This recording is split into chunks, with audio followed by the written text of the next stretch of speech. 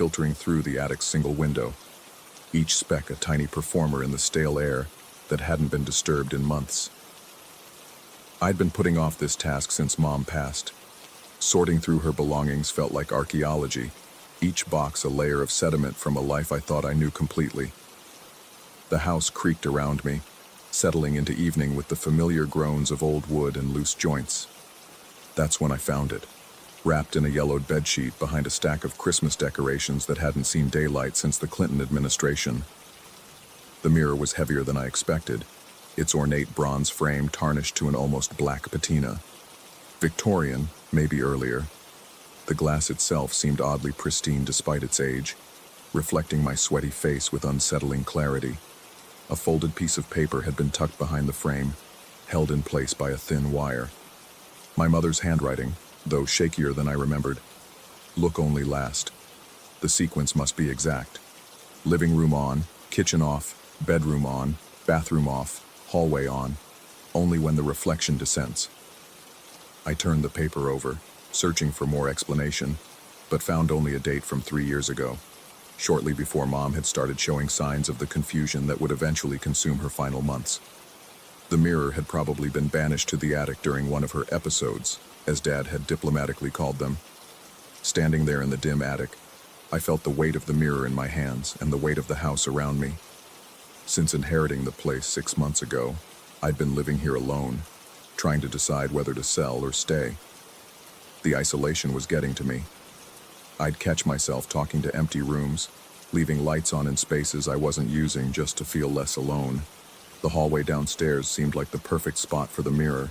The narrow corridor had always felt cramped and dark, and a good-sized mirror would help open it up, create an illusion of space.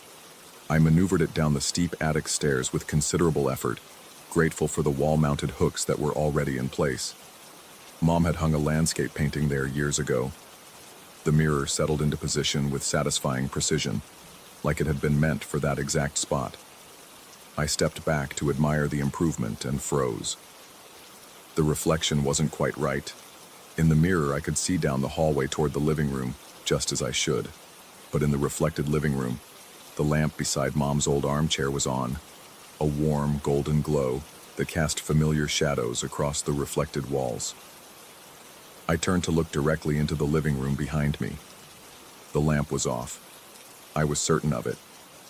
I'd made a habit of keeping lights off during the day to save on electricity, and I distinctly remembered switching everything off after breakfast. I walked into the living room and flicked the switch. The lamp came on, bathing the room in the same warm light I'd seen in the mirror. But when I returned to the hallway and looked at the reflection again, the mirrored living room was dark. My hands trembled slightly as I turned the light off again. In the mirror, it came back on. This had to be some kind of optical illusion. Old mirrors sometimes had imperfections in the silvering that could create strange effects. I'd read about that somewhere. The angle of the afternoon light combined with the mirror's age was probably causing some kind of reflection from outside, maybe sunlight bouncing off a neighbor's window.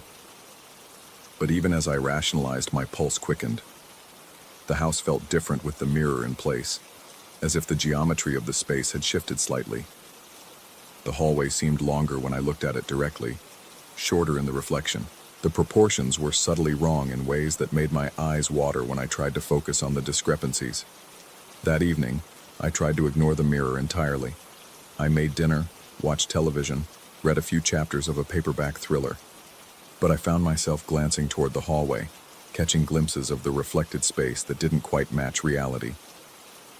The differences were small: a shadow that fell the wrong way, a door frame that seemed slightly wider, but they accumulated like splinters under my skin.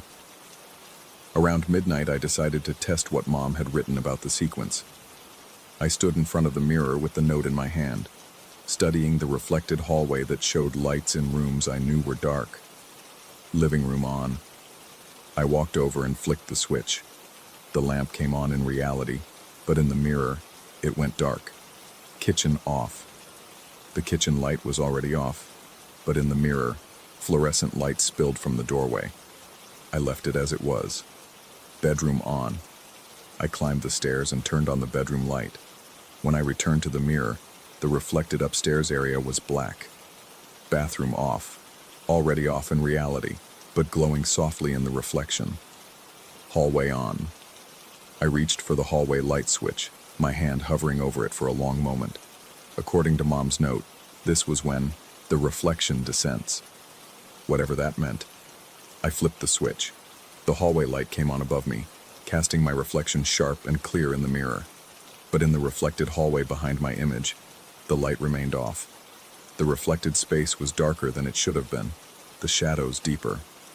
And in those shadows, at the far end of the reflected hallway where it met the living room, stood a figure. It was impossible to make out details, just a dark silhouette, human-shaped, but motionless, watching. The figure stood exactly where someone would stand if they were looking down the hallway toward the mirror, toward me. But when I spun around to look directly down the actual hallway, nothing was there. I turned back to the mirror. The figure was gone. My reflection stared back at me, wide-eyed and pale. Behind my reflected image, the hallway stretched empty and dark, exactly as it should have been with the light off. But I could feel something wrong about the image, something that made my skin crawl even though I couldn't identify what it was. I flicked the hallway light off and on several times, watching my reflection appear and disappear, but the sequence had been broken. The reflected space now matched reality perfectly, as if nothing had ever been wrong. Over the following days, I found myself obsessively checking the mirror.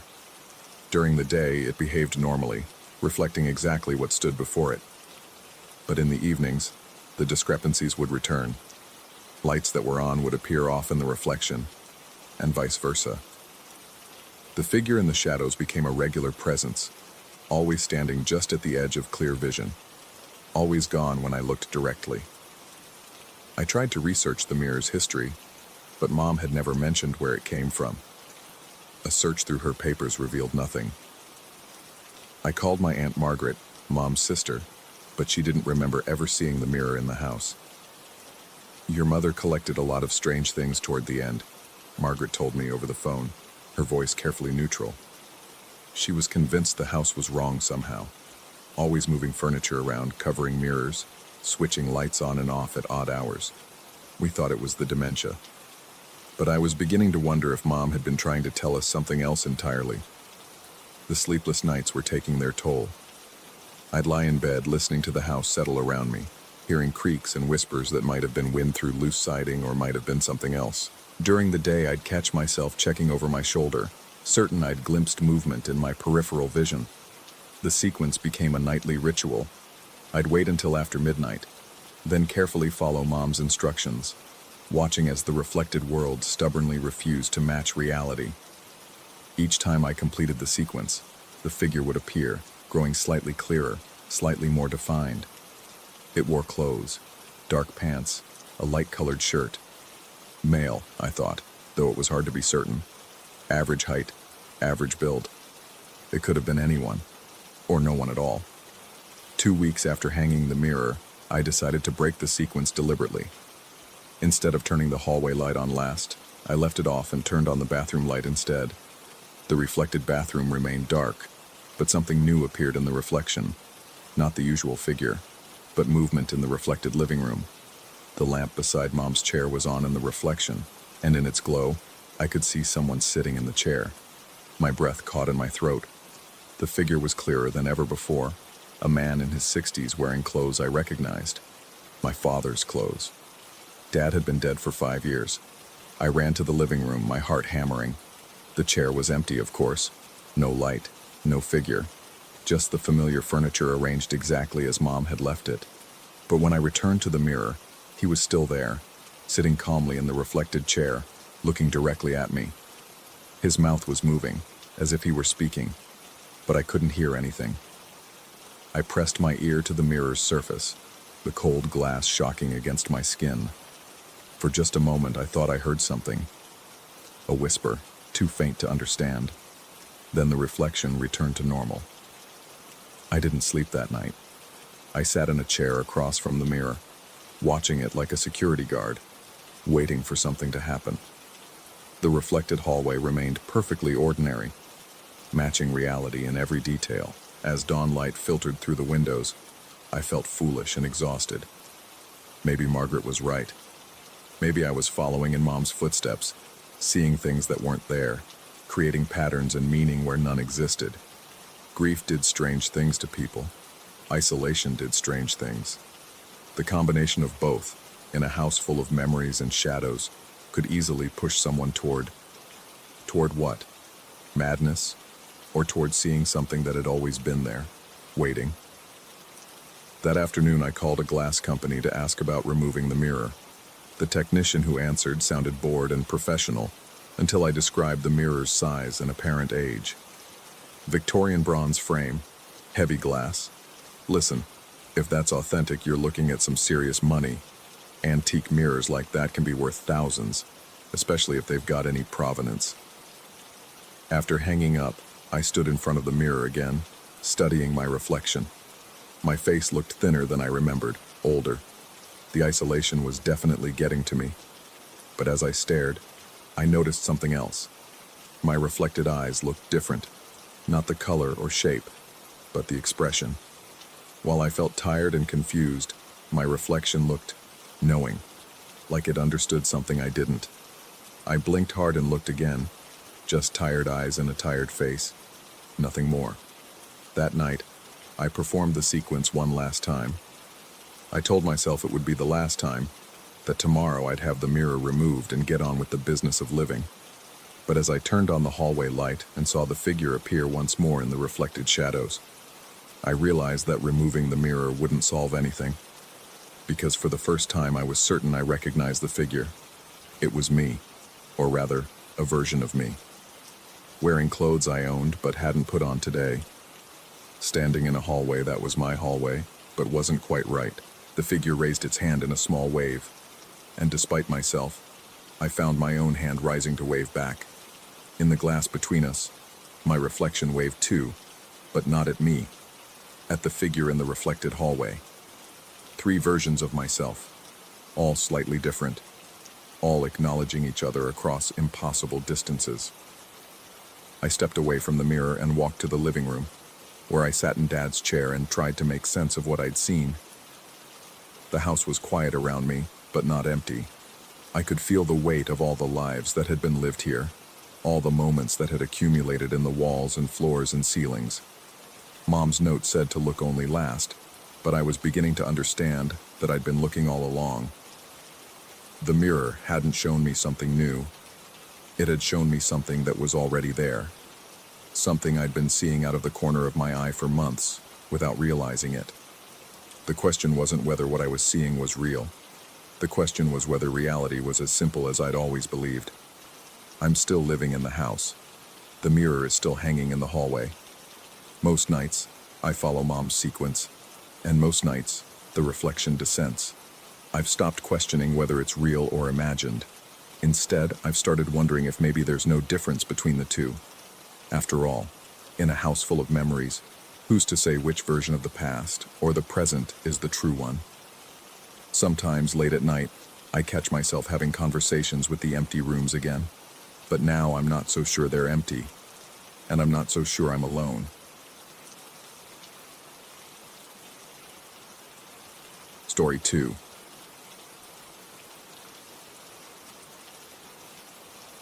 The first photograph appeared on a Tuesday morning while I stirred sugar into my coffee. The smart screen embedded in my refrigerator door flickered, displaying what I initially mistook for a screensaver, a bird's eye view of my kitchen, captured from an impossible angle near the ceiling. In the image, I stood at the counter, coffee mug halfway to my lips, frozen in digital amber. The timestamp read 7:23 a.m. I glanced at the microwave clock, 7:22 a.m. My hand trembled, sending ripples across the coffee's surface.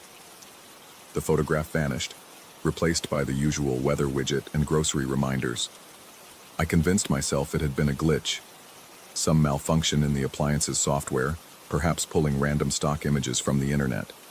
These smart devices were notorious for their quirks. But the explanation felt thin, even as I clung to it. The second photograph materialized 3 days later during dinner. I was eating leftover pasta, scrolling through my phone, when movement on the refrigerator screen drew my attention. Another aerial shot, this time of my dining room table. In the image, I sat hunched over the same bowl of pasta, phone in hand, wearing the exact clothes I had on. The timestamp, 8:47 p.m. The actual time, 8:46 p.m. 1 minute, always 1 minute ahead. I stood slowly, chair scraping against the hardwood floor. The sound echoed in the silence, amplified by my heightened awareness. I approached the refrigerator, studying the screen's reflection of my own face, pale, drawn, eyes wide with growing unease. The photograph had already disappeared, leaving only the standard interface. My rational mind scrambled for explanations. Hidden cameras, though I'd searched every inch of my house after the first incident and found nothing. Hacking, though the photos showed angles that no conventional camera could achieve. Hallucinations, though I'd never experienced anything like this before. The third photograph shattered my remaining skepticism. I was brushing my teeth before bed, foam dripping into the bathroom sink, when I heard the refrigerator's notification chime echo from the kitchen. Against every instinct screaming at me to ignore it, I rinsed my mouth and walked barefoot across the cold tiles. The screen displayed another impossible image. My bathroom, captured from directly above, showing me standing at the sink with toothbrush in hand. But in the photograph, I wasn't alone. A shadow stretched across the bathroom floor, a human silhouette cast by no visible source, extending from the doorway where I now stood. The timestamp read 11:34 p.m. The time was 11:33 p.m. I spun around, heart hammering against my ribs. The bathroom behind me was empty, illuminated only by the vanity lights. No shadow, no presence, nothing but my own paranoia and the lingering taste of mint toothpaste. Sleep became elusive. I lay in bed staring at the ceiling, listening to the house settle around me. Creaks and groans that had never seemed ominous before now sounded like footsteps, like breathing, like whispered conversations in rooms I couldn't see. Every 30 minutes I crept to the kitchen to check the refrigerator screen, but it remained normal, cycling through its programmed displays. The fourth photograph appeared during my lunch break the following day. I worked from home, a freelance graphic designer with deadlines that kept me tethered to my computer for hours at a time. I'd microwaved a frozen meal and was eating mechanically while reviewing client feedback when the notification chimed. This time, I almost didn't look. Almost. But the compulsion was stronger than my fear. The image showed my home office from above, capturing me hunched over my desk with a fork suspended halfway to my mouth. But something was wrong with the lighting. In the photograph, the room appeared darker, as if photographed during dusk rather than midday.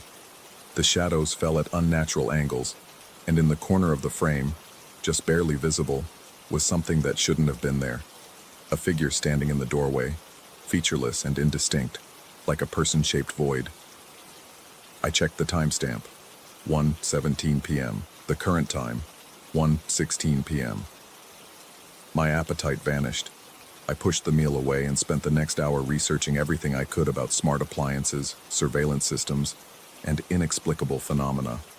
The internet offered no explanations that didn't sound absurd. Forums discussed similar experiences, but they read like fiction or the ramblings of unstable minds. I wasn't unstable.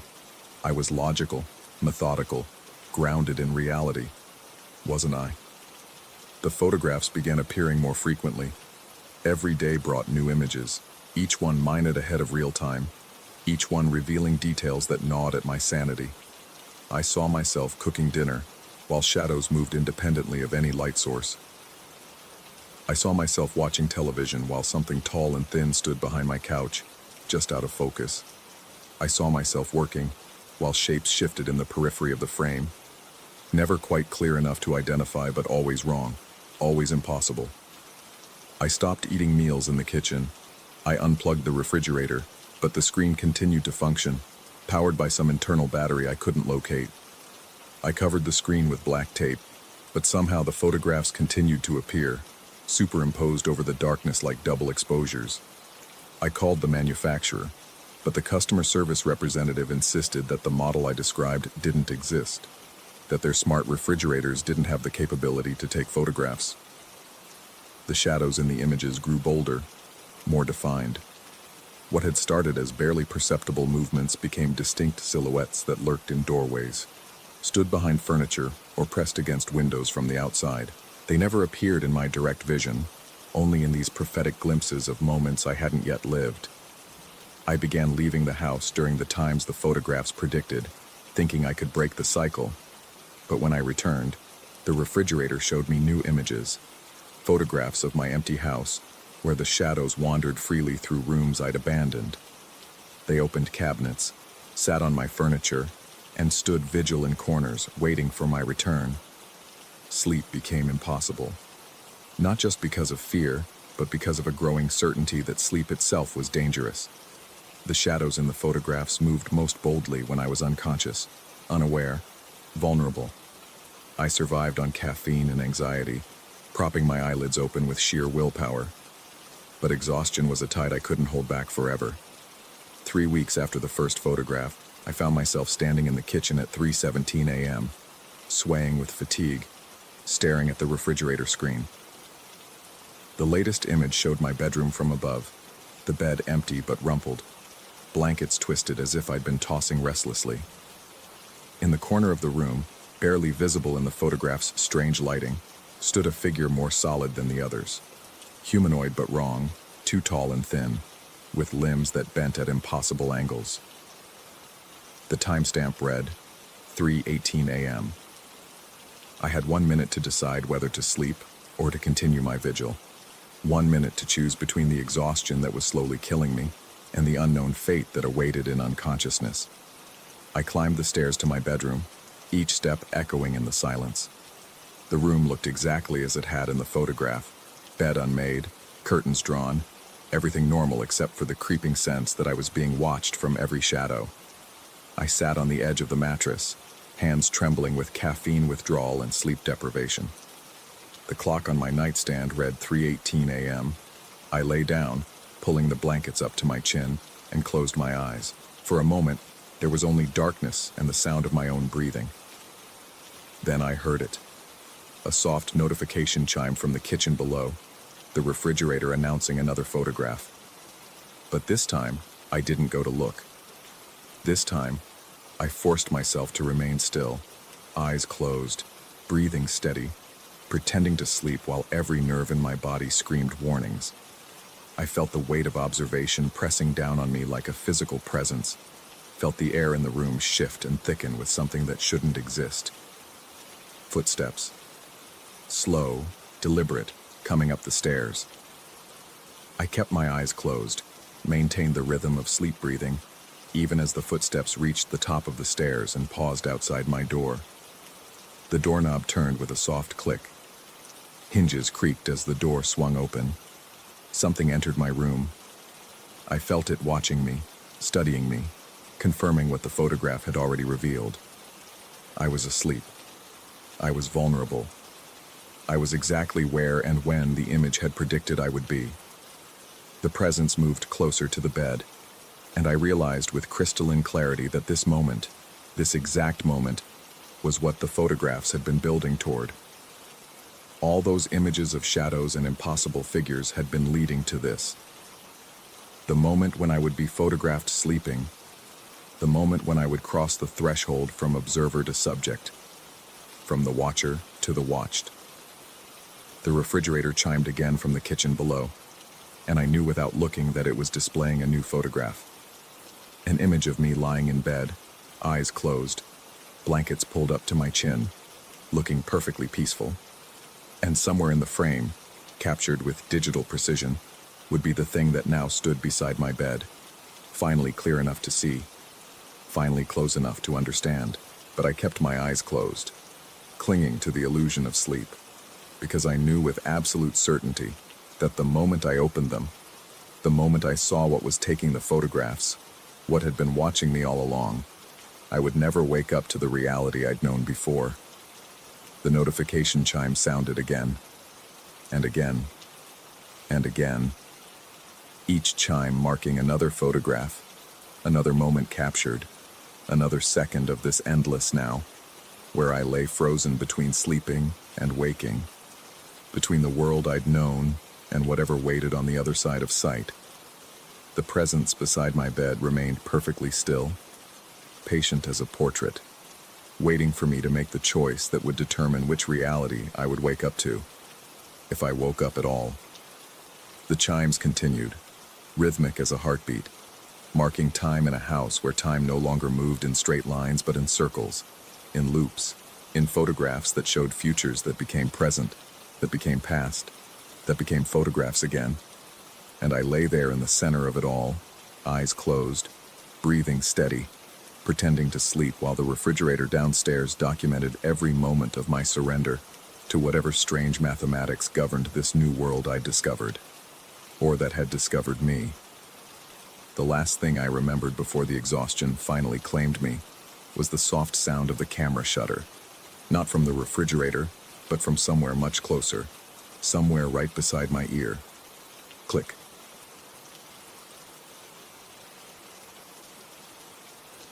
Story 3.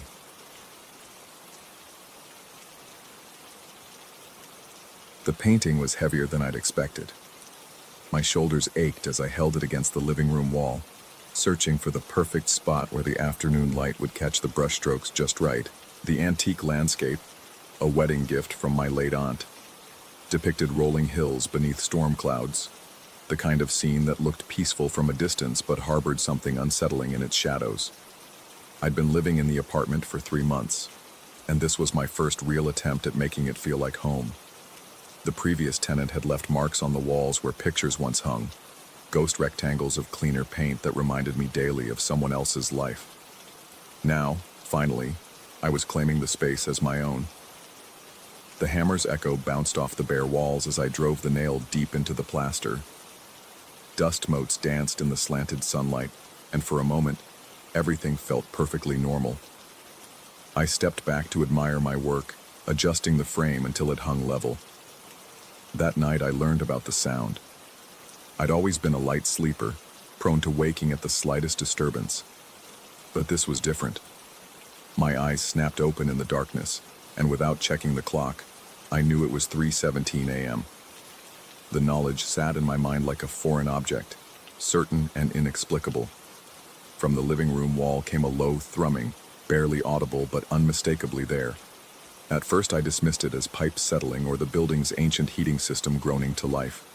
But as I lay there listening, the sound took on a rhythm that made my stomach tighten with recognition.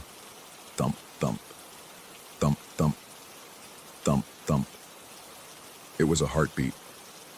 I slipped out of bed and padded barefoot across the cold hardwood floor. The sound grew clearer as I approached the wall where I'd hung the painting. I pressed my ear against the cool plaster, just below the frame's lower edge. The rhythm was unmistakable now, but something was wrong. The beats came too fast, arriving a split second before my own pulse would naturally follow.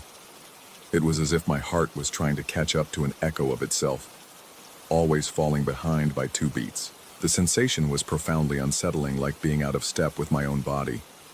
I pulled away from the wall, my hand instinctively moving to my throat to feel my actual pulse. Normal rhythm, normal rate. But when I pressed my ear back to the wall, there it was again. My heartbeat, but not my heartbeat, preceding me by those crucial 2 beats. Sleep eluded me for the rest of the night. The next evening, I positioned myself in the living room at 3:15 a.m., determined to understand what was happening.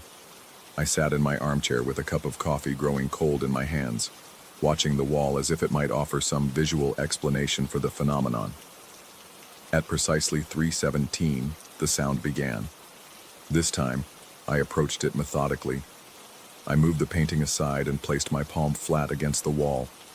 The vibration was faint, but real, pulsing through the plaster in that same 2-beat advance of my own rhythm. I tried holding my breath, thinking perhaps my circulation was somehow affecting what I heard, but the wall's pulse continued unchanged. I pulled out my phone and recorded the sound, but when I played it back, there was nothing, just the ambient hum of the building and my own breathing. The recording revealed no trace of the rhythmic thrumming that had been so clear to my ears. That's when the real fear crept in. Over the next week, I developed a ritual. Each night at 3:15, I would position myself by the wall, waiting for the sound that only I could hear. I began to notice subtle changes in the rhythm, minor variations that seemed to correspond to my emotional state. When I was anxious, the beats came slightly faster. When I was tired, they dragged, growing deeper and more pronounced. The most disturbing realization came on Thursday night when I measured the gap between the wall's pulse and my own. 2 beats ahead, always 2 beats ahead. But as I sat there focusing intently on both rhythms, I could feel my heart beginning to speed up. Trying to close that gap, I jerked away from the wall as if it had burned me. The next morning, I rearranged the living room furniture. I told myself it was spring cleaning, but I knew the real reason. I needed to disrupt whatever connection existed between that wall and my body's rhythm. I moved the couch to block direct access to the spot where the sound was strongest. I repositioned the coffee table and relocated 2 large bookshelves to create a barrier of mass and material between me and the wall. That night, the sound was muffled but still present. Worse, it seemed to be adapting, finding new pathways through the room to reach me. I could feel it resonating through the floorboards, traveling up through the legs of my chair and into my body through my bones.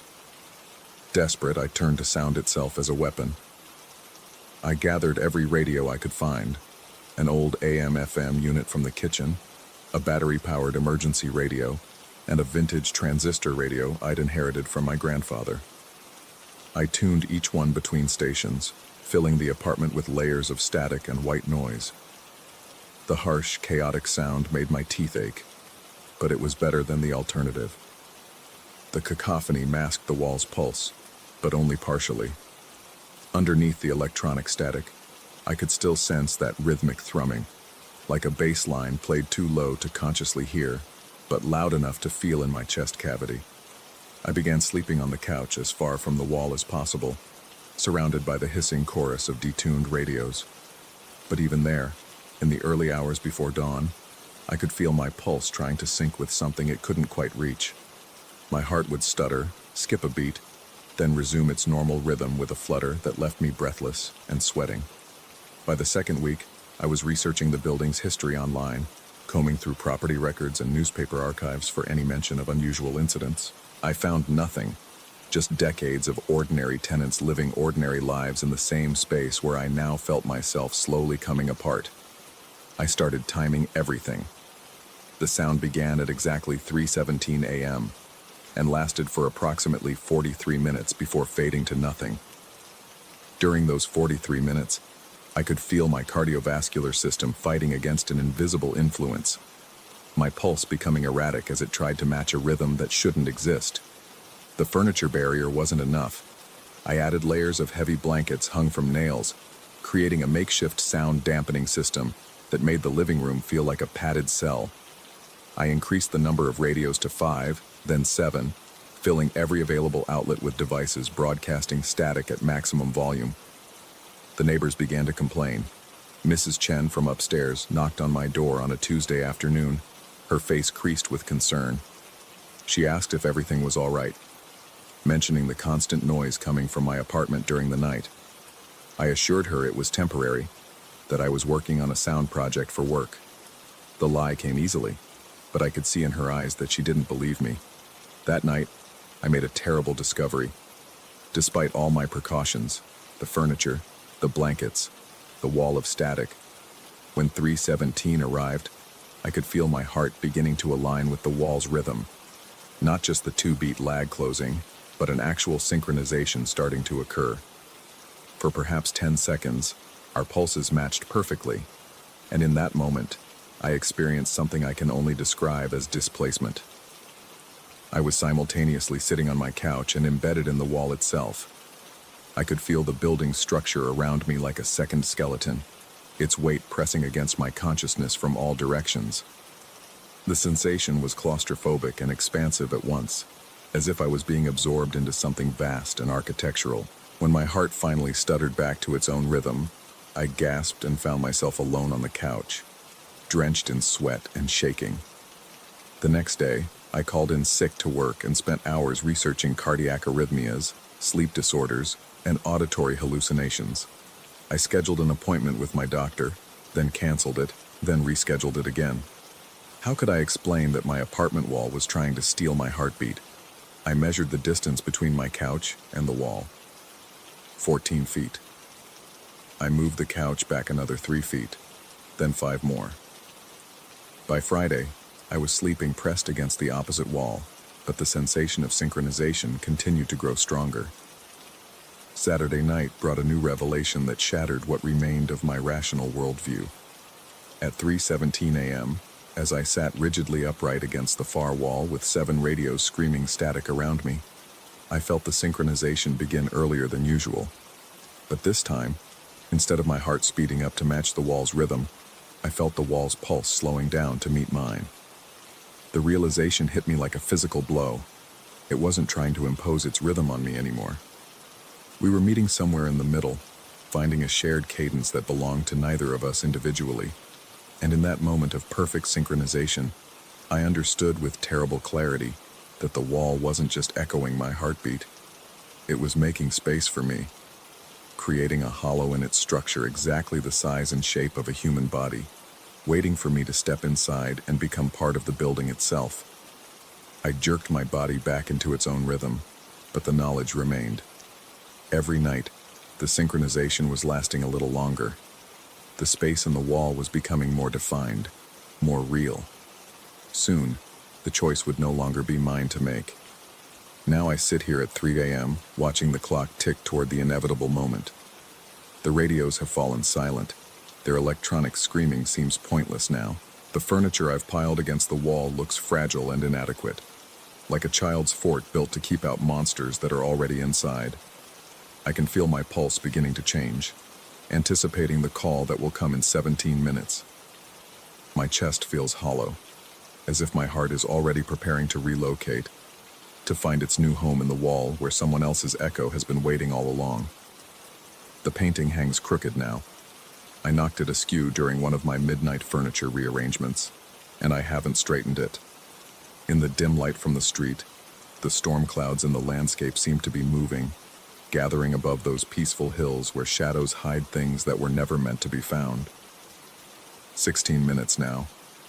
I can hear my pulse in my ears, and underneath it, something else. A hollow tapping from inside the wall, patient as a grave and twice as deep. I've been thinking about the previous tenant, about why they left those ghost rectangles on the walls, about whether they hung heavy paintings that require deep nails driven into plaster that might disturb whatever sleeps behind the surface, about whether they heard the sound at 3:17 a.m., felt the synchronization beginning, and fled before the wall could finish making space for them. 15 minutes. My heart is already starting to race.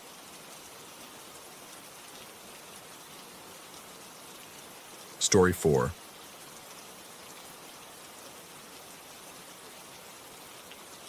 The fluorescent lights hummed their familiar tune as I pulled into the gravel lot of Station 47, my headlights cutting through the October darkness like tired knives. Another overnight shift at this godforsaken outpost. Another 12 hours of monitoring equipment that rarely needed monitoring in a building that shouldn't exist this far from civilization. The digital clock on my dashboard read 11:30 p.m. as I killed the engine, but something felt wrong about that simple number glowing green in the darkness.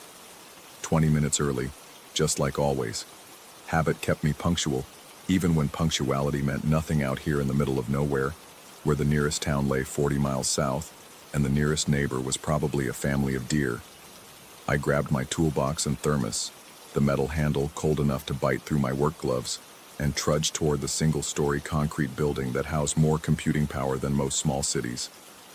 The night air carried that particular stillness that comes before snow, thick and expectant, pressing against my eardrums like cotton. My boots crunched on frost-brittle leaves as I approached the entrance, where motion sensors should have triggered the exterior floods. Instead, darkness wrapped around the building like a shroud, broken only by the pale glow seeping through reinforced windows. Inside, the warmth hit me immediately, along with something else, a heaviness that seemed to settle between my shoulder blades. The building felt too quiet, even for a place designed to run itself. No hum of ventilation systems, no whisper of hard drives spinning, just the steady pulse of LED indicators painting the walls in blues and greens and reds. I checked my phone out of habit. No signal, which was normal out here, but the time display made me pause. 11:42 p.m. Had I really spent 12 minutes walking from the parking lot? The distance couldn't have been more than 50 yards, and I hadn't dawdled. The control room stretched before me, banks of monitors displaying readouts from sensors scattered across 3 counties. Weather data, seismic measurements, atmospheric pressure, all the invisible forces that shape the world reduced to numbers scrolling endlessly down dark screens. I settled into the worn chair at the central console and began my routine checks, muscle memory guiding my fingers across familiar controls. That's when I noticed the clocks. Every timepiece in the room, the digital display on the main computer, the LED readout on the backup system, the old analog wall clock my predecessor had installed, all showed 23:42. All of them. The seconds weren't even ticking forward on the digital displays. They simply held that single moment like a photograph. I tapped the main computer screen, thinking maybe it had frozen, but the cursor moved responsively across the display. Everything else functioned normally. Data flowed in real time from the remote sensors. Weather patterns updated every few minutes, but time itself had apparently stopped at 18 minutes before midnight. My first thought was power surge. Sometimes electrical anomalies could scramble clocks and timers, though I'd never seen it affect every timepiece simultaneously. I pulled up the system logs, scanning for any indication of power loss or equipment failure, but found nothing unusual. Voltage levels held steady. Backup systems showed green across the board, and the building's main power grid registered no fluctuations for the past week. Still, protocols were protocols. I initiated a controlled restart of all timing systems, watching as screens flickered and displays went dark before slowly coming back online. One by one, the clocks reappeared on their respective screens, each one showing the same impossible time. 23:42. The wall clock's second hand had resumed its steady sweep, but instead of advancing toward 23:43, it completed its circuit and started again, tracing the same 60-second journey like a hamster on a wheel. I stood close enough to hear its mechanism, the tiny click of gears and springs working exactly as they should, except they weren't working toward anything. I tried adjusting the system time manually, but the computer rejected every input. Error messages flashed briefly. Temporal synchronization locked. External reference required. Time source unavailable. Technical gibberish that told me nothing except that something had gone fundamentally wrong with the way this place perceived reality. The rational part of my mind suggested calling for backup, but my phone showed the same frozen time as everything else. Even its internal clock had somehow been infected by whatever was wrong with this place. I could drive to the nearest town and report the malfunction, but that would mean abandoning my post, and 20 years of steady employment had trained me never to abandon my post. Besides, what would I tell them? That time had stopped? That every clock in a government monitoring station had decided to take a coffee break at the same arbitrary moment? They'd assume I'd been drinking or worse, and I'd probably lose my security clearance before the investigation even began. I decided to inspect the backup power systems. Sometimes timing circuits drew from auxiliary sources during maintenance mode, and maybe something had gone wrong during the last scheduled update. The utility room lay down a short corridor lined with more monitors, each one dutifully displaying its own version of 23:42. As I passed the first bank of screens, something moved in my peripheral vision. I turned quickly, but saw only my own reflection staring back from the dark surface of a dormant monitor. The fluorescent lights overhead painted harsh shadows under my eyes, making my face look haggard and unfamiliar. I'd been working too many double shifts lately, pulling overtime to pay for the new roof my house desperately needed. Maybe fatigue was finally catching up with me. But as I started to turn away, the reflection seemed to lag for just a moment, as if the mirror version of myself was slightly out of sync with the original. I stopped and waved my hand experimentally. My reflection waved back immediately, perfectly synchronized, and I felt ridiculous for even checking. The utility room's heavy door opened with a pneumatic hiss, revealing racks of equipment humming quietly in climate-controlled darkness. Battery backup systems, voltage regulators, and the master timing circuit that synchronized all building operations.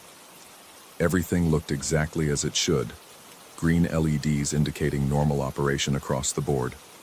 I ran a diagnostic on the timing circuit anyway, watching as the system tested each component in sequence. All checks passed. According to every instrument in the room, time was flowing normally throughout the building. The atomic clock receiver was locked onto the national time standard, the GPS synchronization was functioning perfectly, and the internal crystal oscillators were maintaining their specified frequencies. Yet every clock still showed 23:42. I stood there for perhaps 10 minutes, trying to reconcile the contradiction between what the instruments told me and what my eyes could clearly see. The diagnostic logs showed continuous operation dating back months, with no gaps or errors that might explain the current anomaly. It was as if the building existed in two different realities, one where time flowed normally, and one where it had stopped 18 minutes before midnight. When I returned to the control room, something had changed. The monitors still showed their endless streams of sensor data, but now there was something else visible in their reflective surfaces. Shapes that didn't correspond to anything in the room behind me. Dark silhouettes that seemed to stand just beyond the edge of visibility, like shadows cast by objects that weren't there. I told myself it was pareidolia, the human tendency to see faces in clouds and figures in random patterns. Working alone in an isolated building at night could play tricks on anyone's perception, especially when fatigue and stress were already clouding my judgment. But as I moved between workstations, the shapes seemed to follow, always remaining just out of direct sight but unmistakably present in the glossy screens. They had no faces. That detail emerged gradually as my eyes adjusted to the subtle interplay of light and reflection. Where faces should have been, there was only smooth darkness, as if someone had erased their features with careful precision. They stood perfectly still, patient as statues, watching from inside the monitors with their impossible uneyes. I tried to concentrate on my work, updating logs and reviewing sensor readings, but the figures never disappeared entirely. Sometimes they seemed closer, crowding near the edges of screens like curious children pressing against aquarium glass. Other times they retreated into the electronic depths, barely visible shadows that might have been nothing more than artifacts of the display technology. The building's heating system cycled on with a distant rumble, and I realized how cold the control room had become. My breath formed brief clouds in the stale air, and my fingers were growing stiff despite my work gloves. I checked the thermostat, but it showed a comfortable 72 degrees. Either the sensor was malfunctioning, or my body was responding to something the instruments couldn't measure. I decided to take a break, maybe step outside for some fresh air and perspective. The main entrance lay just 30 feet away, past the reception area with its empty chairs and outdated safety posters. I could see the exit clearly through the reinforced glass doors, the parking lot beyond lit by pale starlight.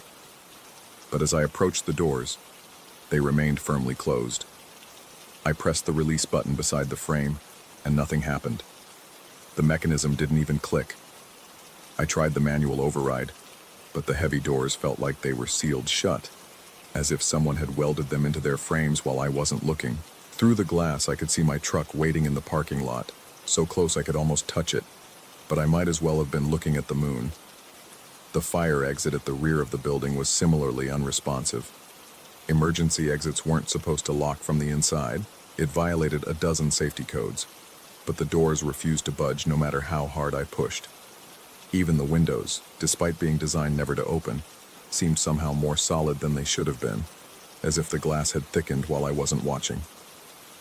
A low tone echoed through the building, the same sound that usually indicated the end of a system test or the completion of a data upload. But I hadn't initiated any tests, and no uploads were scheduled for the overnight shift. The tone repeated every few seconds, rhythmic and mechanical, like a heartbeat made of electricity. I returned to the control room to find that the figures in the monitors had moved closer. They pressed against the inner surfaces of the screens now, their featureless faces nearly touching the glass from the other side. I could see details that shouldn't have been possible in mere reflections. The texture of fabric, the subtle movement of breathing, the way their heads turned to track my movements across the room. One of them raised what might have been a hand and placed it flat against the screen, fingers splayed like a starfish. The glass began to ripple where the hand touched it. Not like water, but like something more fundamental was bending. The solid surface of the monitor developed small waves that spread outward from the point of contact, and I could swear I felt a pressure change in the room, as if the air itself was being displaced by something pushing through from the other side.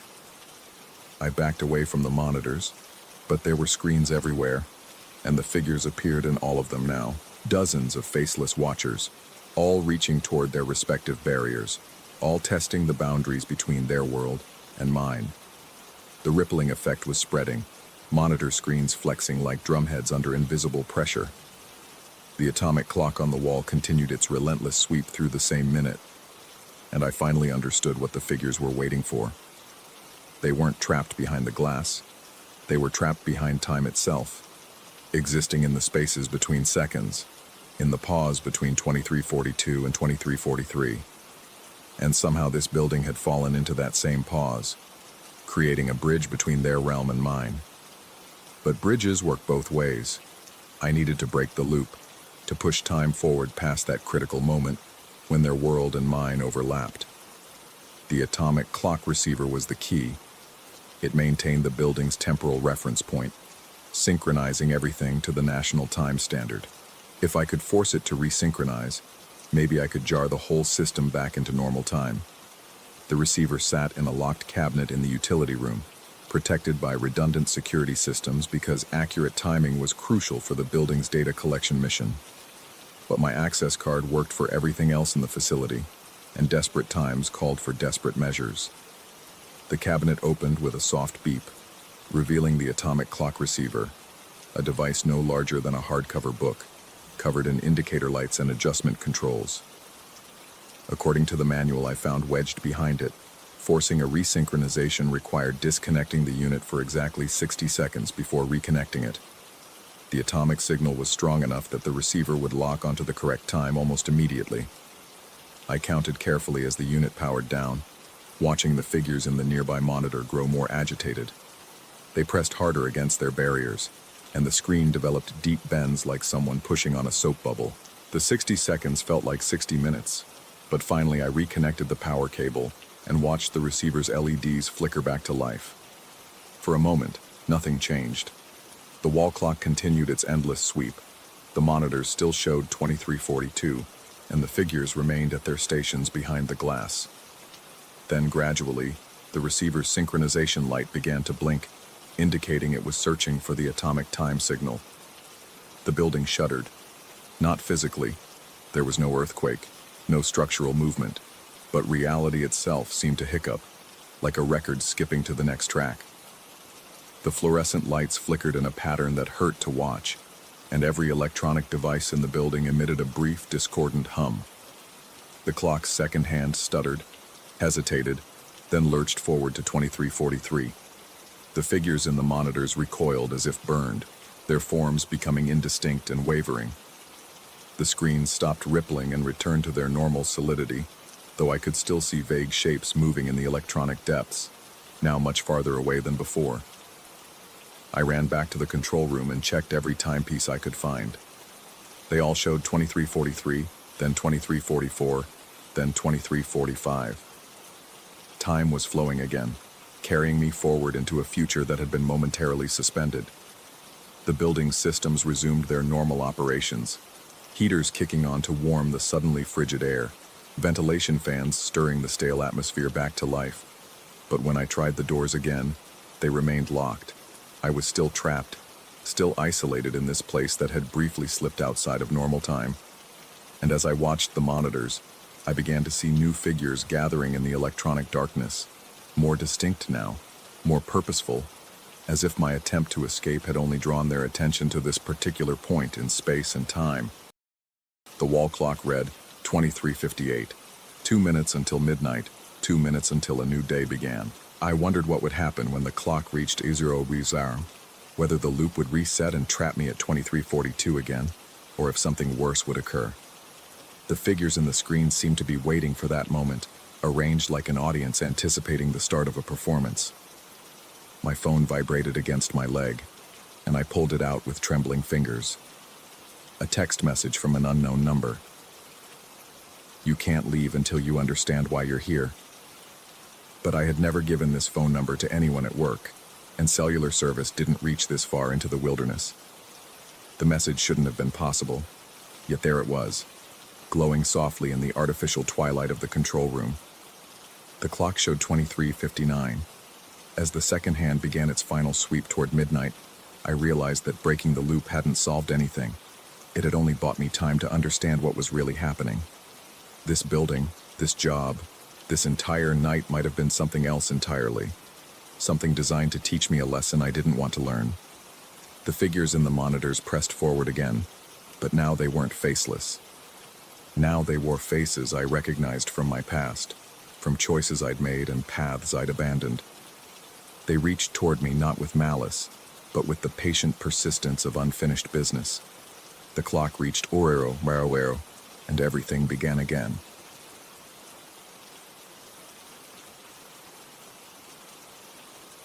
Story 5.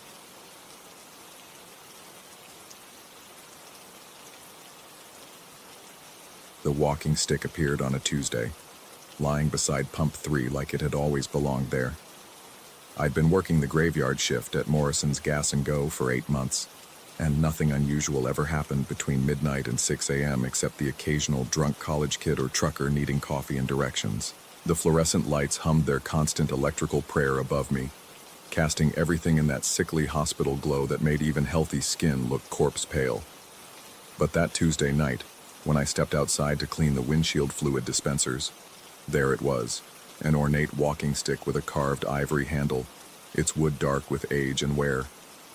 My first instinct was to take it inside, maybe put up a lost and found notice. Someone would claim it eventually. The handle felt warm in my palm, almost feverish, with intricate engravings that seemed to shift and writhe under the harsh exterior lighting. I brought it inside and propped it against the counter, then went back to reorganizing the energy drink cooler. When I checked 20 minutes later, the walking stick was gone.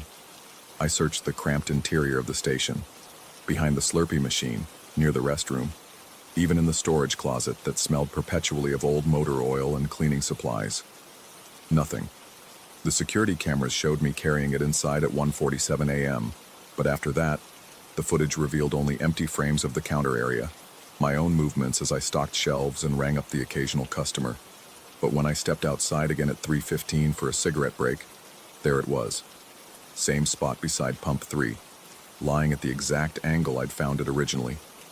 The rational part of my brain, the part that had gotten me through 2 years of community college before financial reality forced me into this job, suggested that maybe I'd imagined bringing it inside. Sleep deprivation could play tricks. Night shift workers were prone to microsleep episodes, brief moments where the brain switched off without warning. Maybe I'd hallucinated the whole thing. I left the walking stick where it lay, but over the next week, the pattern repeated. Every night, there it was, positioned beside pump 3 like a faithful dog waiting for its owner. Every night, I'd pick it up, bring it inside, and every night, it would somehow return to its original position. The security footage was useless. It showed me bringing the stick inside, but never showed it leaving. Worse, the cameras seemed to develop intermittent blind spots, sections where the image would flutter with static, or go completely black for several seconds at a time. By the second week, I'd stopped trying to move it. I'd given up checking the cameras.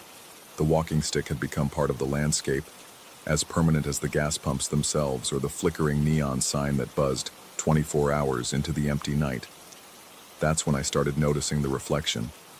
It began as a peripheral sensation, the feeling of being watched that would crawl up my spine during the dead hours between 3 and 5 a.m. I'd turn toward the windows, expecting to see a customer approaching, or maybe a police cruiser making its rounds. But the parking lot would be empty except for my beat-up Honda Civic and the walking stick lying in its predetermined spot. The feeling intensified over several nights, until I could swear I saw movement in the dark glass of the storefront windows. Not my own reflection. I knew that distorted image well enough after months of catching glimpses of myself in the harsh fluorescent glare. This was something else. a shape that moved independently of my own motions, hovering near the area where I'd propped the walking stick during those first few attempts to bring it inside.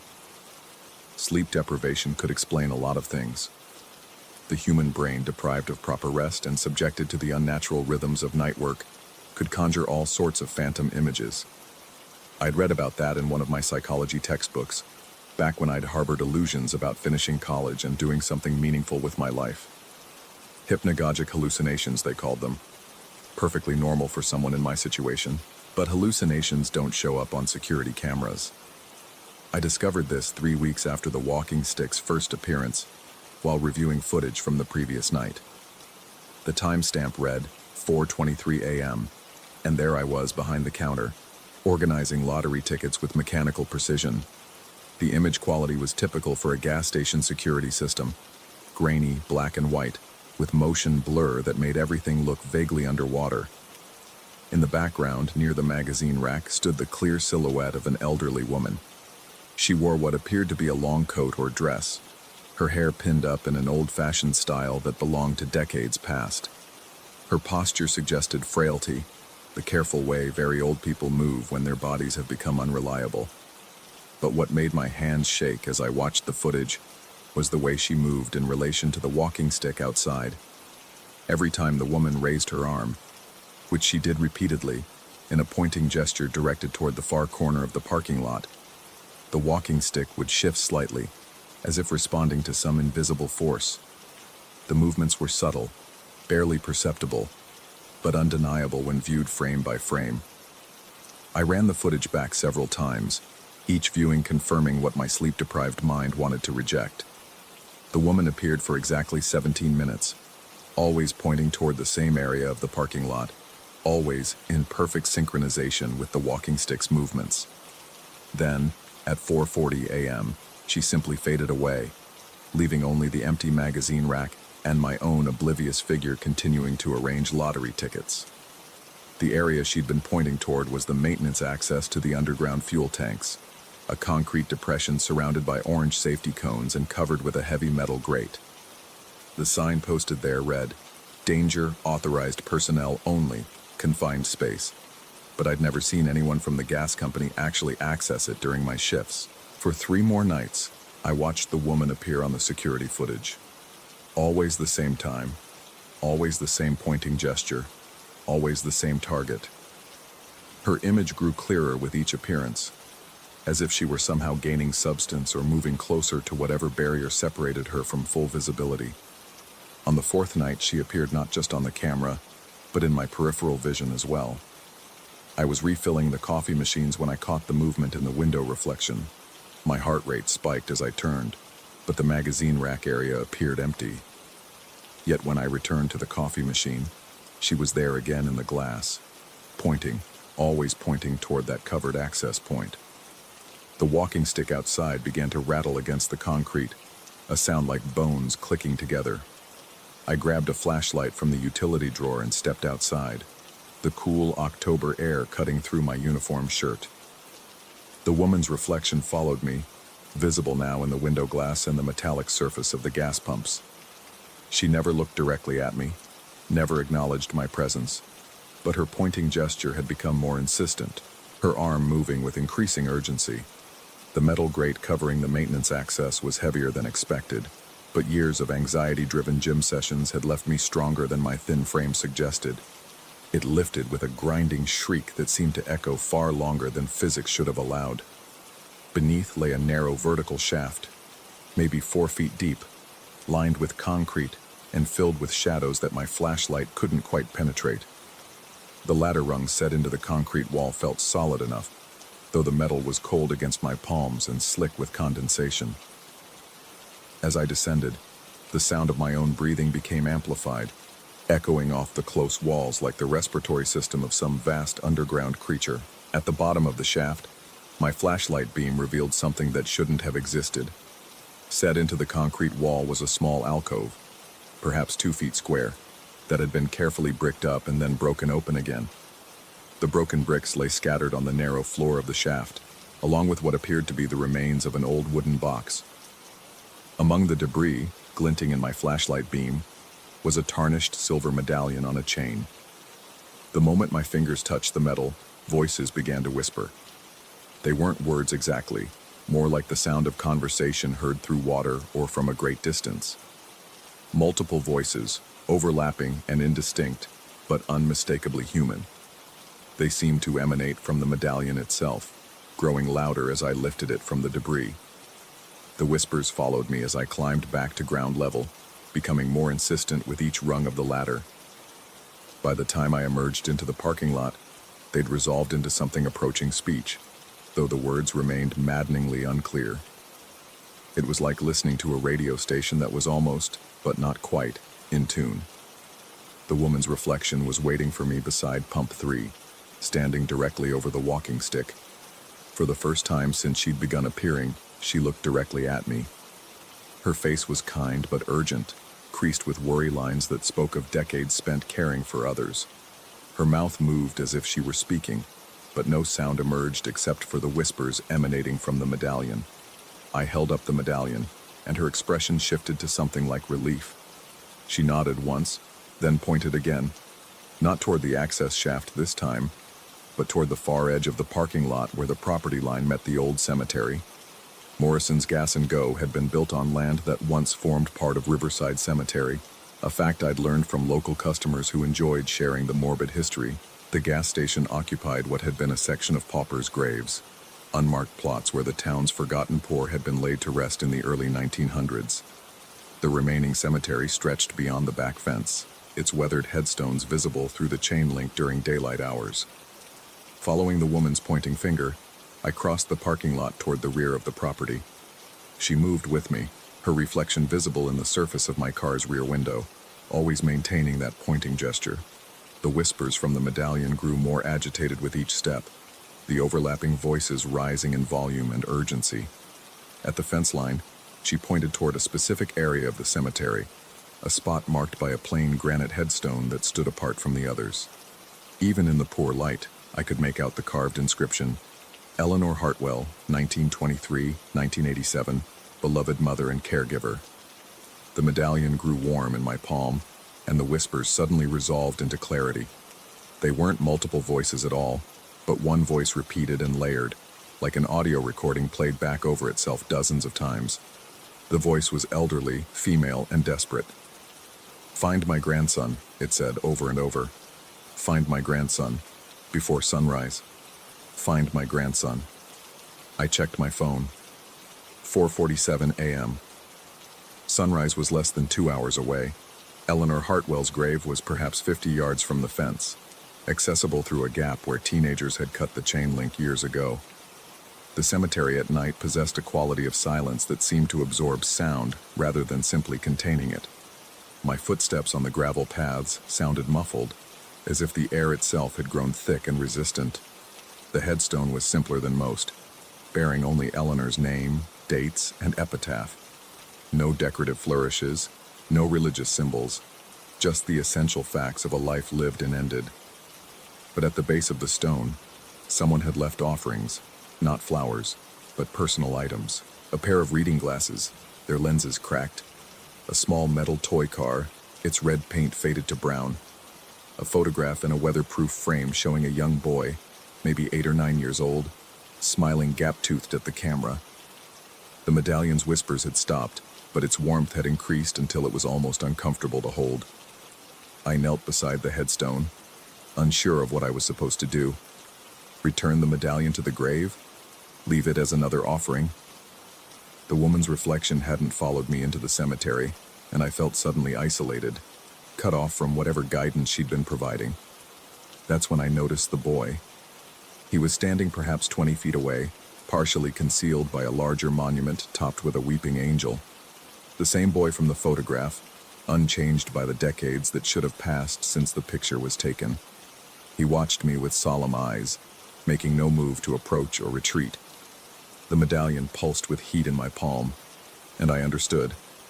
I walked toward the boy, each step feeling like it covered vast distances. He didn't move as I approached, didn't even blink, but his eyes followed my movement with an intensity that made my skin crawl. When I was close enough to touch him, though something deep in my survival instincts warned against any such contact. I held out the medallion. His small hand reached for it, and for a moment our fingers almost touched. In that instant, I felt the presence of Eleanor Hartwell beside me, no longer a reflection but a weight in the air, a sense of immense relief and gratitude that brought tears to my eyes. The boy's fingers closed around the medallion, and both he and the presence of Eleanor simply weren't there anymore. Not faded, not dissolved, just absent, as if they had never existed at all.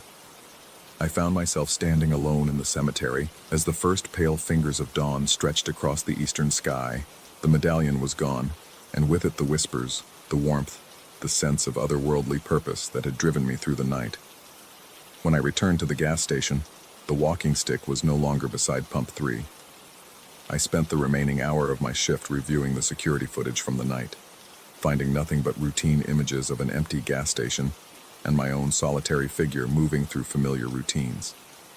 No woman by the magazine rack, no mysterious pointing gestures, no evidence that anything unusual had occurred. The maintenance access grate was sealed and surrounded by safety cones, exactly as it had always been. No signs of disturbance, no broken bricks, no alcove hidden in the concrete walls below. When I called the gas company the next day to ask about recent maintenance work, they assured me that no one had accessed the underground tanks in over a year. I researched Eleanor Hartwell at the public library during what should have been my sleep hours. The obituary confirmed the basic facts from her headstone, but provided additional details that made my hands shake as I read. Eleanor had been a caregiver at the county children's home for over 30 years. She'd taken in foster children throughout her life, including a grandson who'd come to live with her after his parents died in an accident. The grandson's name was Timothy Hartwell.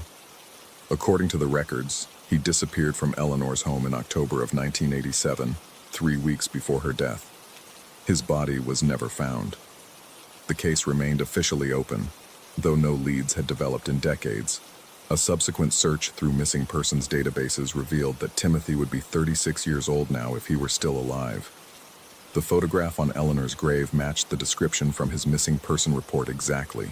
I never saw Eleanor or Timothy again, but sometimes, during the deep hours of my shift when the fluorescent lights seem to dim and the shadows grow longer, I catch myself checking the security monitors more carefully, looking for shapes that move independently of my own reflection, listening for whispers that might emerge from the constant electrical hum that fills the empty spaces of the night. The walking stick never returned, but I keep a flashlight in my pocket now, just in case, because I've learned that some debts transcend death, and some loves endure beyond the boundaries of the rational world.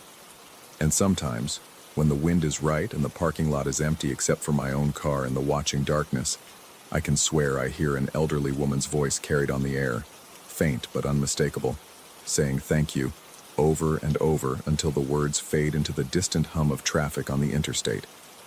Whether I saved 2 spirits that night, or simply experienced the most elaborate hallucination of my life, I'll never know for certain. But I sleep better now during my daylight hours, and the persistent feeling of being watched has faded to nothing more than the ordinary paranoia of someone who works alone in the deep hours when the world belongs to shadows and secrets. The boundary between sanity and madness, between the possible and impossible, remains as thin as ever.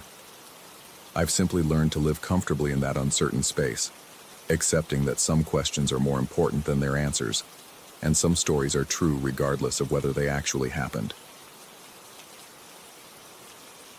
Story 6. The fluorescent lights at the Exxon station buzzed with that particular frequency that always made my teeth ache. I'd been driving for 6 hours straight, chasing a lead on a construction contract outside Phoenix, and my Ford pickup needed gas more than I needed sleep. The pump's digital display flickered as premium unleaded flowed into my tank, the numbers climbing in that hypnotic way that makes you forget you're spending money you don't have. That's when I first noticed him. He stood by the air pump, not using it, just watching me with the kind of intensity that made my skin crawl. Middle-aged, wearing a wrinkled gray suit that belonged to a different decade, he kept tilting his head like he was listening to something I couldn't hear. His lips moved constantly, forming silent words that seemed to follow the rhythm of some unheard melody. When our eyes met, he smiled. Not the friendly acknowledgement you'd expect from a stranger at a gas station, but something that made me want to check if my truck doors were locked. He approached with measured steps, his dress shoes clicking against the cracked asphalt in perfect time with the pump's mechanical hum.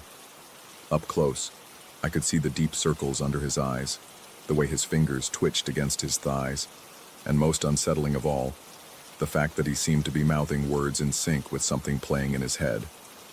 "You hear it too, don't you?" he said, stopping just close enough that I could smell the stale coffee on his breath. "Hear what?" "The music." He pointed directly at my truck, specifically at the passenger side. "Coming from your glove compartment. It's beautiful, isn't it? Like nothing from this world." A chill ran down my spine despite the desert heat. My glove compartment contained nothing but insurance papers and a few pens. No radio, no music player, nothing that could produce sound. "I don't know what you're talking about." But even as I said it, something in his certainty made me strain to listen. The desert wind carried the usual sounds. Distant highway traffic, the ping of cooling metal, the electric buzz of signs. But underneath it all, was there something else? A faint melodic thread that seemed to weave between the ambient noise. "You will," he said with absolute conviction. "Soon." The pump clicked off. In the sudden silence, I thought I caught the tail end of what might have been a tune, so brief and ethereal that I couldn't be sure it wasn't just my imagination filling in the gaps between the wind's whispers. When I looked up from hanging the nozzle, the man was gone. I scanned the gas station, the parking lot, even walked around to check if he'd ducked behind the building. Nothing. He'd vanished as completely as if he'd never been there at all, leaving only the lingering scent of coffee and something else. Something metallic and strange that reminded me of old electronics warming up. Back in my truck, I sat for a moment with the engine off, hands gripping the steering wheel. The rational part of my mind cataloged explanations. The guy was obviously disturbed, possibly homeless, probably on drugs. Desert gas stations attracted all kinds of drifters and lost souls. His disappearance could be explained by my momentary distraction with the pump, but as I reached for the ignition, I heard it. Soft and distant, like a radio playing in another room, a melody drifted through the cab of my truck. Not from the speakers. My radio was off, and the sound seemed to come from somewhere else entirely. The music had an otherworldly quality, notes that bent and flowed in ways that made my chest tighten with inexplicable longing. My eyes fixed on the glove compartment. The melody grew slightly stronger, as if responding to my attention. It was the kind of tune that felt familiar despite being completely alien, like remembering a dream from childhood. Each note seemed to pull at something deep in my mind, creating harmonies with thoughts I didn't know I was thinking. With trembling fingers, I reached for the glove compartment latch. Inside, nestled among my mundane paperwork like it had always belonged there, sat a radio unlike anything I'd ever seen. It looked ancient, not vintage, but genuinely old, as if it had been crafted by someone who understood electricity but approached it like magic. The casing was made of dark wood that felt warm to the touch, inlaid with symbols that might have been letters in some forgotten alphabet. Instead of a digital display, it had an analog dial marked with numbers that didn't follow any pattern I recognized. The music emanated directly from its single speaker, clearer now that I'd found the source. But this wasn't possible. I'd bought this truck used 3 years ago and had been through the glove compartment hundreds of times. This radio had never been there before. As I lifted it out, the weight felt wrong, too heavy for its size, as if it contained something denser than electronics. The moment my fingers closed around it completely, the music stopped. Silence filled the truck, so complete it made my ears ring. Then, with a soft click that seemed to come from inside the radio itself, a voice emerged from the speaker. "He's going to start the engine now." My hand froze halfway to the ignition key. The voice was male, middle-aged, with the clear diction of a professional announcer. But more disturbing was its matter-of-fact tone, as if it were simply observing rather than predicting. He's looking at the radio with confusion. He's wondering if this is some kind of joke. The accuracy hit me like ice water. Those were exactly my thoughts, playing out in my mind as the voice described them. I jerked my hand away from the radio as if it had burned me. He's afraid now. He's considering leaving the radio here and driving away. The voice was right again. That's exactly what I was thinking. But even as the idea formed, the voice continued. But he won't. He can't. He needs to understand what this is, what it means. He's going to turn the dial.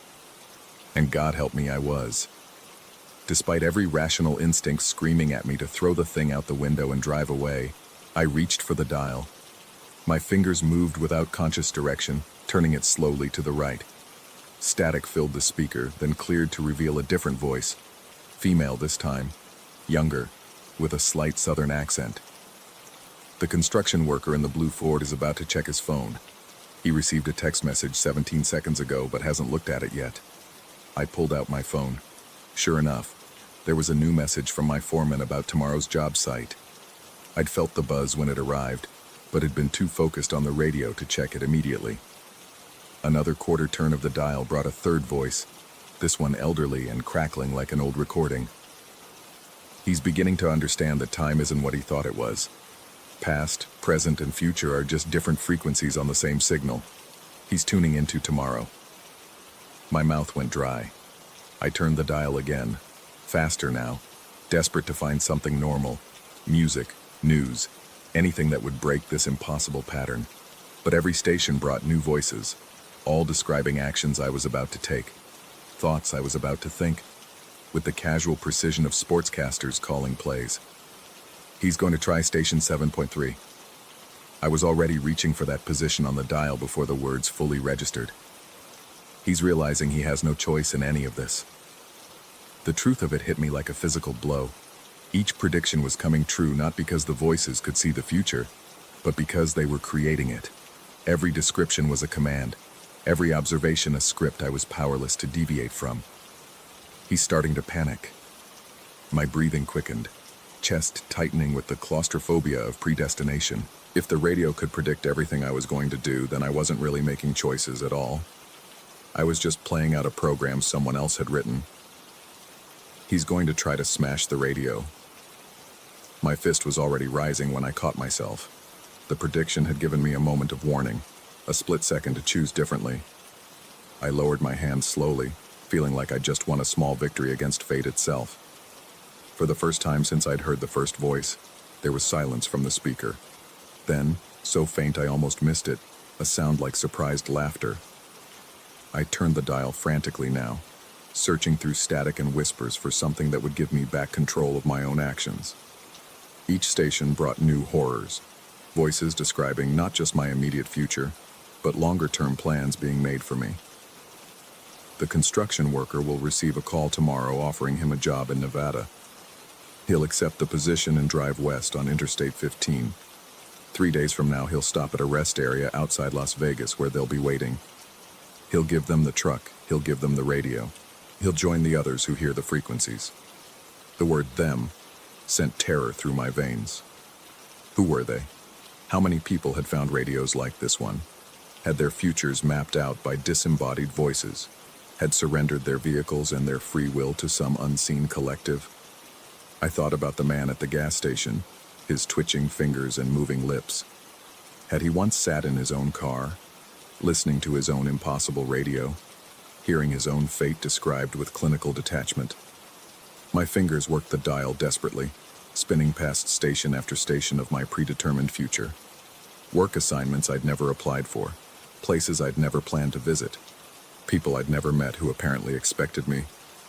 Then I found something that made my blood freeze, a voice I recognized as my own, older and tired, speaking with the same matter-of-fact tone as all the others.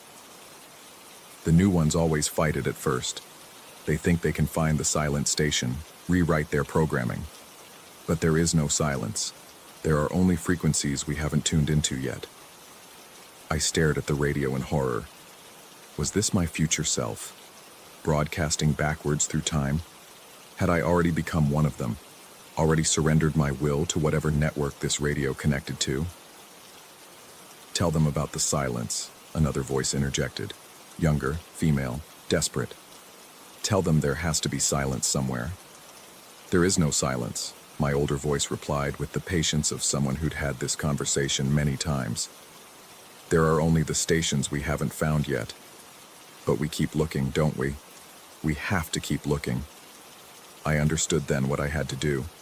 Not find silence, that might be impossible, but find the space between stations, the gap in the programming where my own voice might still exist. I began turning the dial with surgical precision, moving in tiny increments, listening for the dead air between broadcasts.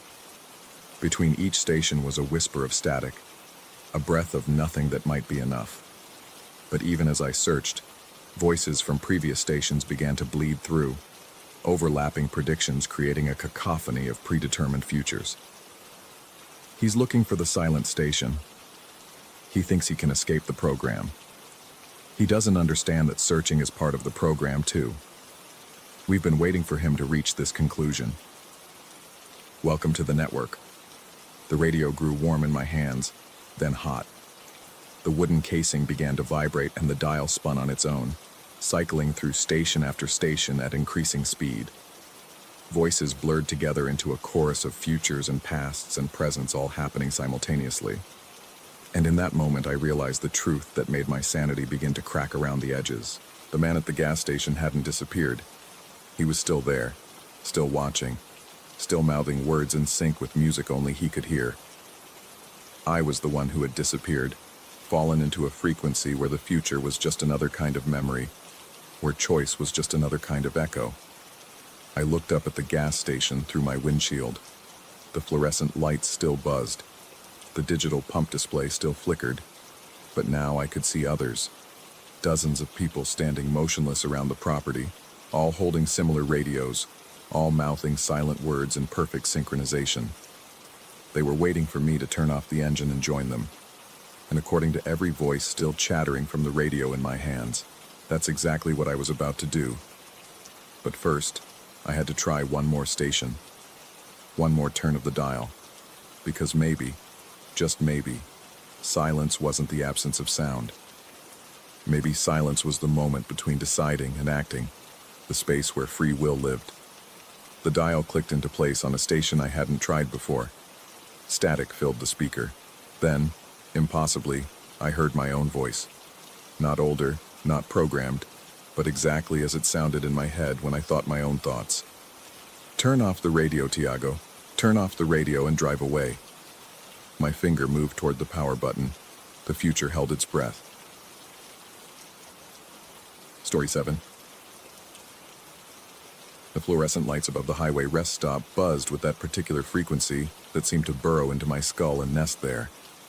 I'd been driving for 8 hours straight, my hands cramped around the steering wheel, my eyes burning from the endless ribbon of asphalt that stretched between Chicago and Denver. Martha had insisted we stop here, at this particular rest area somewhere in the middle of Iowa cornfields, claiming she needed to use the restroom urgently.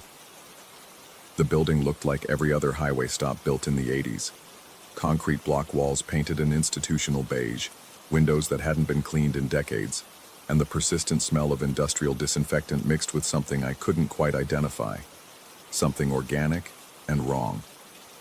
I waited by our car, engine ticking as it cooled, watching truckers emerge from the building with expressions that seemed oddly vacant.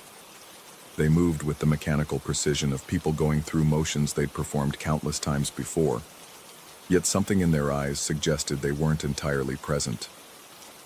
The parking lot stretched under the weak glow of sodium lights, creating pools of sickly yellow illumination separated by vast patches of darkness.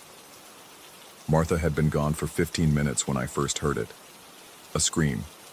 High-pitched, desperate, unmistakably hers. The sound seemed to come from inside the building, from the direction of the women's restroom. My blood turned to ice water in my veins, and I found myself running before my conscious mind had fully processed what I'd heard. The automatic doors wheezed open, greeting me with a blast of air conditioning that carried that same unidentifiable organic smell, stronger now, almost sweet. The interior was exactly what I'd expected. Linoleum floors worn smooth by millions of footsteps, vending machines humming against one wall, and a corridor leading to the restrooms. But something was wrong with the proportions. The hallway seemed longer than it should have been. stretching back into shadows that the overhead lighting couldn't quite penetrate. I called Martha's name, but my voice seemed to be absorbed by the walls themselves, deadened and flat. The women's restroom door stood at the far end of the corridor, and as I approached, I noticed something that made my stomach lurch. A strip of silver duct tape ran along the door frame, sealing it completely shut. Stuck to the center of the door was a piece of paper with words written in black marker. "Only open if you really want to see." The handwriting wasn't Martha's. It wasn't anyone's handwriting I recognized, yet something about the formation of the letters made the hair on my arms stand up. They seemed to have been written with deliberate care, each stroke precise and calculated. I pressed my ear against the door, straining to hear any sound from within. Nothing. The silence was so complete it felt oppressive, as though the space beyond the door existed in a vacuum. But I was certain I'd heard Martha scream. The memory of it still echoed in my ears, sharp and clear. My hands trembled as I found the edge of the tape and began to peel it away. The adhesive came off with a wet, sucking sound that reminded me of skin being separated from skin. Each inch I removed seemed to increase the pressure in my ears, as though I were ascending to a great height. The moment the seal broke completely, the door swung open on its own. Beyond was not a restroom. A corridor stretched before me, impossibly long and narrow, lit by the same buzzing fluorescent lights that somehow seemed dimmer here, creating alternating bands of harsh light and deep shadow. The walls were the same institutional beige as the rest stop, but they seemed to pulse almost imperceptibly, as though breathing. I stepped inside, calling Martha's name again. This time, my voice seemed to carry much farther than it should have, echoing back from the depths of the corridor. But as the echo returned, I realized something that made my skin crawl. It wasn't quite my voice coming back. The cadence was wrong, the pitch slightly off. It sounded like someone imitating me, someone who had studied my voice but couldn't quite capture its essence. I took another step forward, then another. The door behind me remained open, casting a rectangle of normal light that provided some small comfort. But with each step I took, that rectangle seemed to grow smaller, not because I was moving away from it, but because the corridor itself was somehow expanding.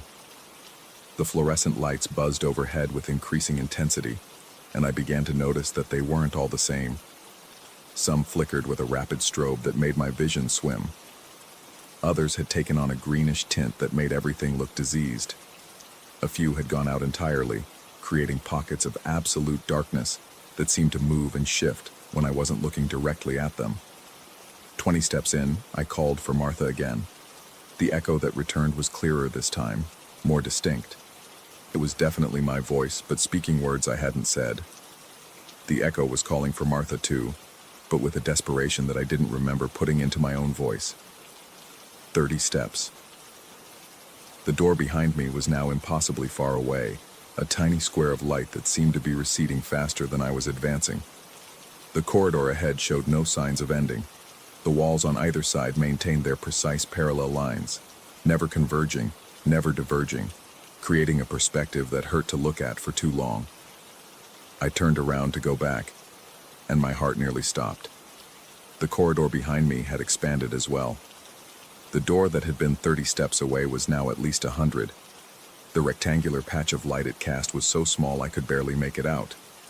It was as though the corridor was growing in both directions simultaneously, keeping me trapped in its exact center. Panic began to claw at the edges of my consciousness.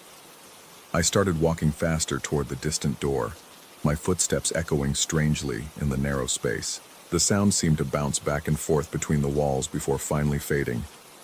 But in that fading, I could hear something else. Other footsteps. Multiple sets of them, all slightly out of sync with my own. I broke into a run. The corridor stretched before me like a nightmare version of a funhouse mirror, expanding faster than I could cover ground. The door behind me became a pinprick of light, then disappeared entirely. I was alone in an endless tunnel that shouldn't exist, chasing echoes of my own voice that seemed to be leading me deeper into impossible geometry. The fluorescent lights began to strobe more rapidly, creating a disorienting effect that made it difficult to judge distance or movement. In the brief moments of darkness between flashes, I caught glimpses of other things in the corridor, shadows that moved independently of the lights, shapes that might have been other people, walking in the opposite direction with that same vacant expression I'd seen on the truckers outside. I stopped running and stood perfectly still, trying to calm my racing heart and think rationally. The silence rushed in around me, but it wasn't complete. Underneath the buzz of the lights, I could hear something else. Breathing. Not my own. This was slower, more deliberate, coming from somewhere ahead of me in the darkness. "Martha?" I called out, and again my voice echoed back distorted, carrying emotions I hadn't felt and inflections I hadn't used. The breathing stopped. In the sudden quiet, I became aware of other sounds. Distant footsteps that might have been other people trapped in other corridors. The soft whisper of air moving through spaces that couldn't exist. And underneath it all, a sound like pages turning, as though someone were reading from an enormous book. I forced myself to think about what I'd seen before entering this place. The tape sealing the door, the warning written in that careful, precise handwriting. Only open if you really want to see. The implication was clear. This was a trap, designed to catch people like me who couldn't resist investigating when someone they loved was in danger. But how many people had fallen for it? How many had opened that door and found themselves in this endless corridor, walking forever towards something they would never reach? The thought that Martha might be somewhere in this maze of impossible architecture, calling my name just as I was calling hers, filled me with a desperation that threatened to overwhelm my remaining rationality. I turned around again, hoping against hope that the door would somehow be closer. Instead, I found that the corridor behind me had changed. The walls were covered in writing now, the same careful black lettering I'd seen on the warning. Words in languages I didn't recognize but somehow understood.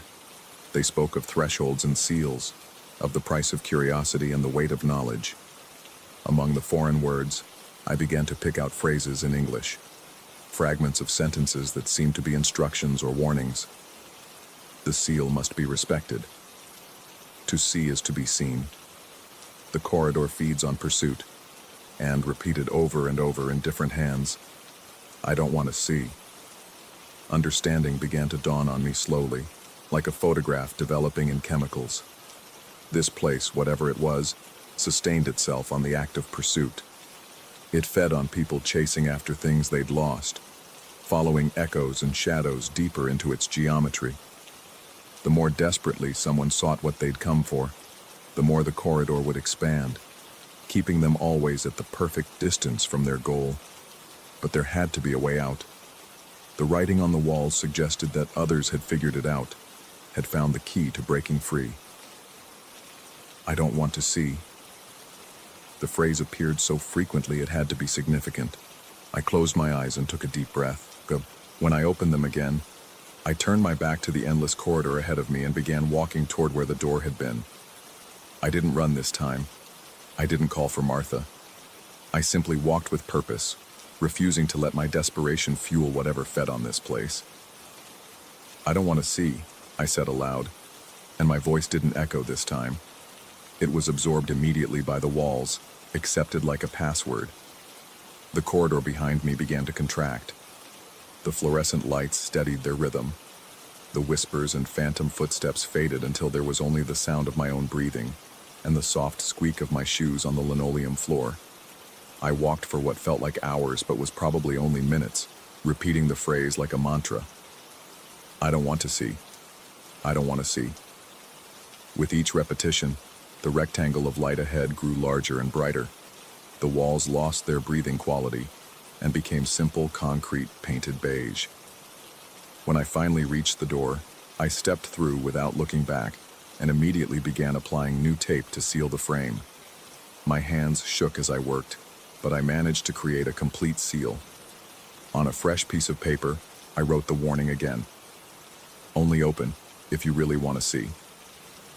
The moment I finished, I heard a car door slam in the parking lot. I turned to see Martha walking toward the building, car keys in her hand, looking slightly confused. She stopped when she saw me standing in the corridor, tape and marker still in my hands. "There you are," she said. "I've been waiting in the car for 20 minutes. Where did you go?" I stared at her, unable to process what I was seeing. She looked exactly as she had when we'd arrived, wearing the same clothes, with the same expression of mild concern. There was no sign that she'd been in distress, no indication that she'd been anywhere but sitting in our car. "I heard you scream," I managed to say. "From the restroom." Martha frowned and looked past me toward the sealed door. "I never went to the restroom. You said you'd be right back. Then you disappeared into the building." I was starting to worry. The marker slipped from my numb fingers and clattered to the floor. I looked back at the sealed door, then at Martha, then back at the door. The fresh tape I'd just applied was already beginning to yellow at the edges, as though it had been there for years. "Are you feeling all right?" Martha asked, moving closer and placing a hand on my forehead. Her touch was warm and real, but something in her eyes was different. A distance that hadn't been there before, as though she were looking at me from a great height or through thick glass. I nodded, not trusting my voice. Whatever had happened in that corridor, whether it had been real or some kind of breakdown brought on by exhaustion and stress, I knew I couldn't explain it to her. How could I tell her that I'd spent an eternity in an impossible space, chasing echoes of my own voice while she'd apparently been sitting in our car the entire time? We left the rest stop in silence, Martha driving because she said I looked too tired to be safe behind the wheel. As we pulled back onto the highway, I watched the building shrink in the side mirror until it was just another anonymous structure beside the endless road, but I couldn't shake the feeling that something fundamental had changed.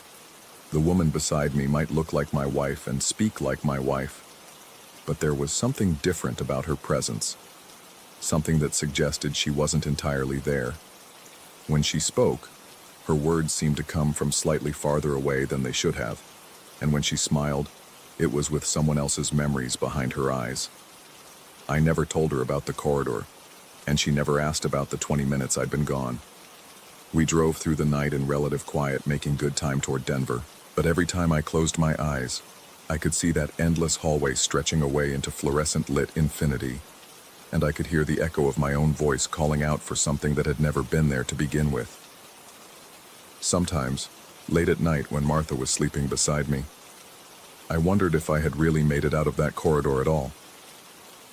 Perhaps I was still walking through its endless length, following the echo of my own voice, while something else had taken my place in the world. Something that looked like me and spoke like me but lacked some essential quality that made me real. The thought should have terrified me, but instead it brought a strange kind of peace. After all, if I was still trapped in that impossible space, then at least I knew where I was. It was the uncertainty that was unbearable, the not knowing whether the world I'd returned to was the same one I'd left behind, or whether I'd simply traded one kind of prison for another. I never opened another sealed door, and I never let Martha out of my sight at highway rest stops. But sometimes, when the fluorescent lights buzz at just the right frequency, I can almost hear it again. That echo of my own voice calling out from somewhere impossibly far away, still searching for something that was never really lost. Story 8. The brass pendulum caught the afternoon light like a hypnotist's watch, and I knew I had to have it. The antique shop on Bleecker Street had always felt like stepping into someone else's memory, but that day it felt different, heavier, as if the air itself carried the weight of forgotten stories. The grandfather clock stood against the far wall, its dark mahogany case reaching nearly to the ceiling like a sentinel. The price tag dangled from its ornate hands. $800, steep for my budget, but something about its presence demanded attention. The shop owner, a wiry man with yellowed fingernails, watched me examine the timepiece with an expression I couldn't quite read. When I asked about its history, he simply shrugged and muttered something about estate sales and how some things find their way home eventually. His words stuck with me as I signed the delivery papers, though I couldn't say why. 2 days later, they installed it in my living room corner, positioning it precisely where I'd indicated, against the north wall, where the morning light would illuminate its face. The delivery men were efficient and professional, but I noticed how quickly they left. how neither looked back at the clock as they departed. That first night, the pendulum's steady rhythm became the heartbeat of my apartment. Tick-tock, tick-tock, a comforting presence that seemed to organize the chaos of city life into something more manageable. I fell asleep to its mechanical lullaby, more peacefully than I had in months. I woke to sunlight streaming through my east-facing windows and the familiar percussion of the clock marking time. But as I padded to the kitchen for coffee, something made me pause. There, on the hardwood floor directly beneath the pendulum, was a perfect circle of clean wood surrounded by a thin layer of dust. I crouched down, examining the phenomenon with the curiosity of someone still half asleep. The circle was roughly 8 inches in diameter, its edges precise as if drawn with a compass. The rest of the floor around it bore the normal accumulation of city grime. Nothing excessive, just the inevitable film that settles on everything in New York. But this circle was pristine, the wood's original honey color gleaming like it had just been polished. My first thought was logical. The pendulum's movement must create some kind of air circulation pattern that keeps dust from settling in that spot. I made a mental note to ask my physicist friend Marcus about it later, then went about my morning routine. But throughout the day, while working from my home office, I found my attention drifting to that clean patch of floor. Something about it felt wrong, though I couldn't articulate why. The second morning brought a revelation that made my coffee cup tremble in my hands. The circle had grown.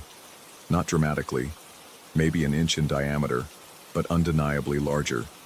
More disturbing still, the shape was no longer perfectly round. One edge had developed a slight indentation, creating what looked like the beginning of a curve. I spent several minutes staring at it, trying to convince myself I was mistaken, that my memory of the previous day was somehow flawed. I grabbed a measuring tape from my toolbox and documented everything. 11 inches at the widest point, 9 inches at the narrowest. The indentation was approximately 2 inches deep, curving inward like a crescent moon. I even took photographs with my phone, though the lighting made the details difficult to discern. Work became impossible that day. Every few minutes I found myself checking on the circle as if I might catch it in the act of expanding. By evening I had convinced myself I was being ridiculous. Dust patterns don't grow overnight. There had to be a rational explanation. Perhaps settling in the building's foundation had shifted the clock slightly, altering the pendulum's arc. But the third morning shattered any pretense of rational explanation. The clean area now resembled, unmistakably, the outline of human knees pressed against the floor in a kneeling position. The curved indentations had deepened and spread, creating 2 distinct impressions separated by perhaps 6 inches. The overall shape measured nearly 14 inches across, and the detail was becoming unnervingly specific. I could make out what appeared to be the subtle curves where kneecaps would rest, even the suggestion of fabric folds. I spent that entire day researching online, diving deep into forums about antique clocks, supernatural phenomena, and dust behavior. Most of what I found was either scientific, explanations of electrostatic forces and air circulation patterns, or utterly fantastical tales that bore no resemblance to my situation. But buried in the obscure collectors forum, I found a thread that made my blood run cold. The user, identified only as Clockkeeper47, had posted a grainy photograph of a floor beneath what appeared to be an antique grandfather clock. The image was poorly lit and out of focus, but the pattern in the dust was unmistakable. A humanoid figure, kneeling, arms extended as if in supplication or prayer. The post was dated 3 years ago, and despite dozens of replies requesting more information, Clockkeeper47 had never responded. I tried messaging the user directly, but the account appeared to be dormant. The photograph, however, bore a chilling resemblance to what was developing beneath my own clock. The proportions were different. This figure appeared smaller, perhaps a woman, but the posture was identical. That night, I couldn't sleep. Every tick of the pendulum seemed amplified, echoing through my apartment like footsteps in an empty cathedral. I found myself lying rigid in bed, straining to hear something else. Some sound that didn't belong to the mechanical rhythm of gears and springs. Around 3 in the morning, I could have sworn I heard. Morning brought both relief and terror in equal measure. Relief that I had obviously imagined the previous night's disturbances. terror at what the daylight revealed. The figure was now unmistakably human in proportion. The kneeling legs were complete, joined by what appeared to be the outline of a torso bent forward in prostration. Two arm-shaped impressions extended from where shoulders would be, reaching toward where the head would rest against the floor.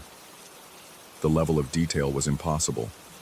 I could make out the suggestion of fingers, the curve of a spine, even what might have been the flow of long hair pooled around an invisible head.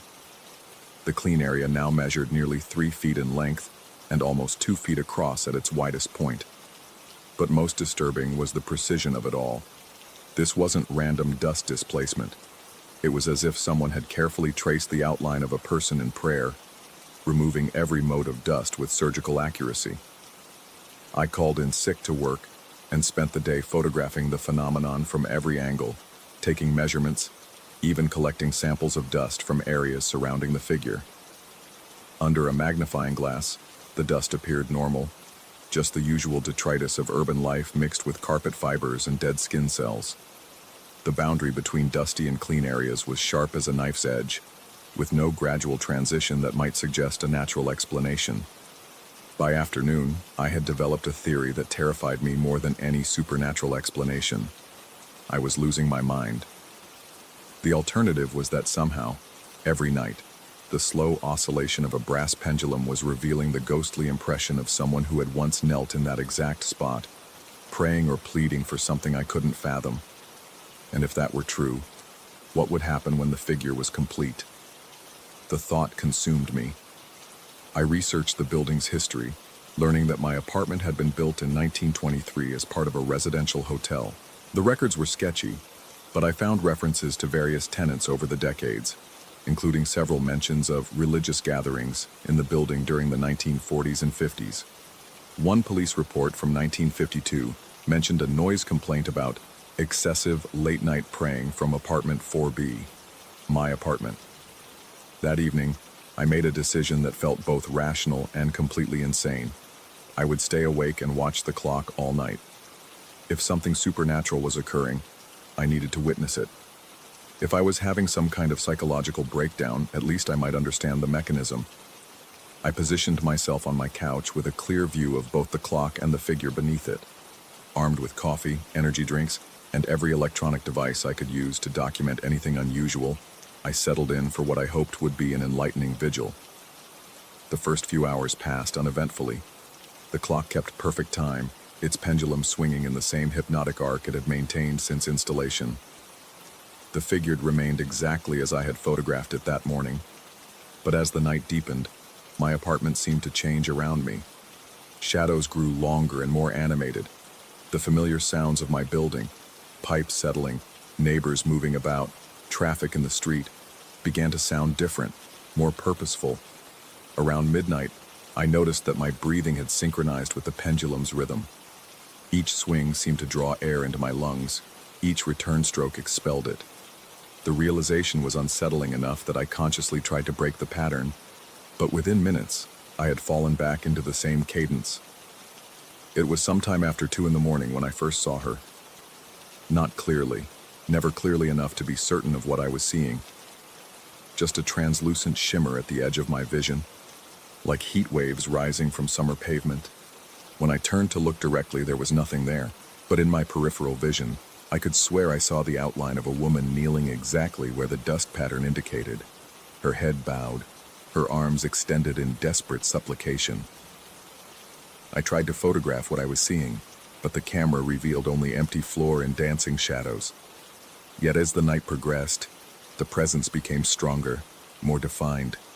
I could almost make out the details of her dress, something long and plain, like a nightgown or religious habit.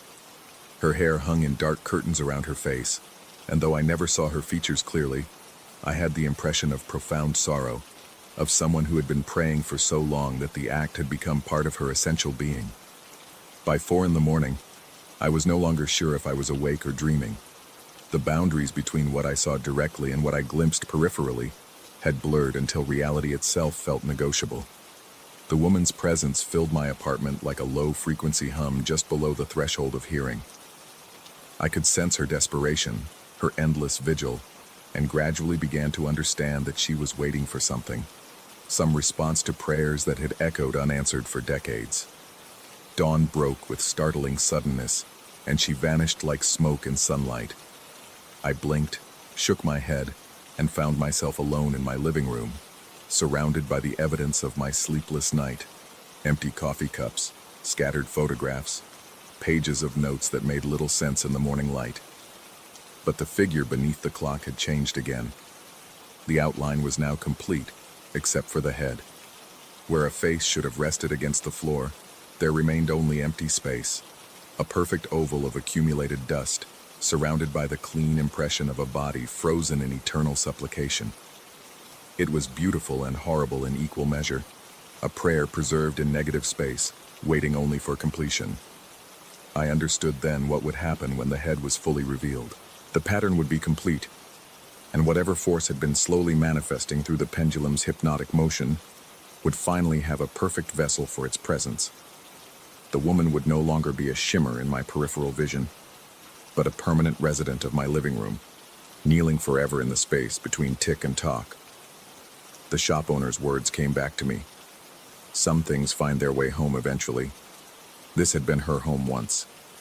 She had knelt in this spot nightly, pouring her hopes and fears into prayers that seemed to echo still in the building's bones. The clock wasn't creating the figure. It was revealing what had always been there, using its mechanical precision to slowly excavate a spiritual impression left decades ago. But why was it growing? And more importantly, how could I stop it? The answer came to me with the clarity of desperation. I needed to reverse the process. If the pendulum's clockwise motion was revealing the figure grain by grain, perhaps reversing its direction would cause the dust to resettle, obscuring the pattern before it could reach completion. The solution was both simple and terrifying. I would have to flip the clock, mount it upside down so that its pendulum would swing in the opposite direction. It seemed impossible that such a massive piece could be safely inverted, but the alternative was living with whatever presence would manifest when the figure was complete. I spent the morning researching clock mechanisms and pendulum physics, confirming what I hoped. Reversing the clock's orientation would indeed reverse the pendulum's arc without damaging the movement. The weight-driven mechanism would continue to function normally, just in mirror image. By afternoon, I had hired a moving company specializing in antique furniture. When I explained what I needed, the foreman looked at me as if I had requested they relocate the Statue of Liberty, but money talks, and I was prepared to pay whatever it took. The process took 3 hours and required specialized equipment to safely invert the massive timepiece. The movers were professional but clearly thought I was eccentric at best, possibly insane at worst. They kept asking if I was sure, if I understood that upside-down clocks were purely decorative, that the mechanism might be damaged. I assured them repeatedly that I understood the risks. As they worked, I watched the figure beneath the clock like a patient waiting for surgery results. With each adjustment of the massive case, I imagined I could see subtle changes in the dust pattern, as if the very act of repositioning the pendulum was already affecting whatever force had created the impression. When they finished, the clock stood exactly where it had before, but inverted. The face now hung near the floor, its Roman numerals reading like a message from an alternate universe. The pendulum, when they started it again, swung in a graceful arc from right to left instead of left to right. The movers left quickly, shaking their heads and muttering about rich people and their strange hobbies. I was alone with my upside-down clock and whatever would happen next. The change was immediate and profound. Within the first hour, I could see dust beginning to resettle over the figure. Not dramatically, just a thin film that seemed to accumulate faster than physics should allow. The sharp edges of the kneeling woman began to blur, her precisely defined limbs growing softer, less distinct. But something else was happening too. As the physical figure grew less clear, my sense of the woman's presence intensified. She no longer appeared only in my peripheral vision. Now I could sense her everywhere in the apartment, as if inverting the clock had liberated her from that single spot beneath the pendulum. I heard her moving through my rooms, the whisper of fabric, the soft padding of bare feet, the subtle sound of someone breathing just out of sight. By evening, the dust had almost completely obscured the figure, But my apartment no longer felt like my own. Every shadow seemed occupied, every silence filled with barely audible prayers. I found myself speaking aloud, addressing the empty air, asking what she wanted, what I could do to help her find peace. There was never an answer, at least not in words. But gradually, I began to understand through dreams and half-waking visions. She had lived here during the building's early years, spending her nights in prayer for a lover who had gone to war and never returned. Her vigil had lasted decades until she finally passed away, still kneeling, still hoping for word that never came. The clock had somehow preserved the spiritual imprint of her devotion, and my presence had awakened it. By reversing the pendulum, I had freed her from that single spot, but also released her into the larger space of my home. She was no longer bound to kneel beneath the timepiece, but she was also no longer bound by the physical limitations that had kept her contained. Now, 3 months later, I live with her constant presence. She doesn't harm me.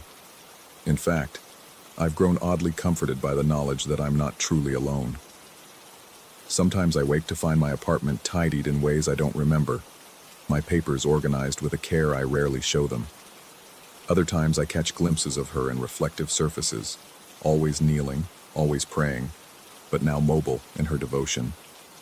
The clock still hangs upside down, its reversed pendulum marking time in a rhythm that feels more natural than it should. The dust beneath it remains undisturbed, just ordinary accumulation with no supernatural significance. But I know she's there, moving through my space like a guardian spirit, still waiting for news that will never come. I've stopped trying to convince myself that this is psychological, that grief or stress has created an elaborate hallucination. The truth is simpler and more complex than mental illness. Some forms of love are so powerful, they transcend physical death. And some prayers are so persistent, they echo through generations. The shop owner was right. Some things do find their way home eventually. But I'm beginning to wonder if the clock found me, or if I found it. And sometimes, late at night, when the city grows quiet and her presence feels strongest, I wonder if maybe, just maybe, I'm the answer to prayers that have been echoing through this apartment for more than 70 years. The pendulum swings on, counting moments in reverse, and she continues her vigil. And I've learned to live with the beautiful, terrible knowledge that love and loss can leave impressions so deep they reshape reality itself, one grain of dust at a time.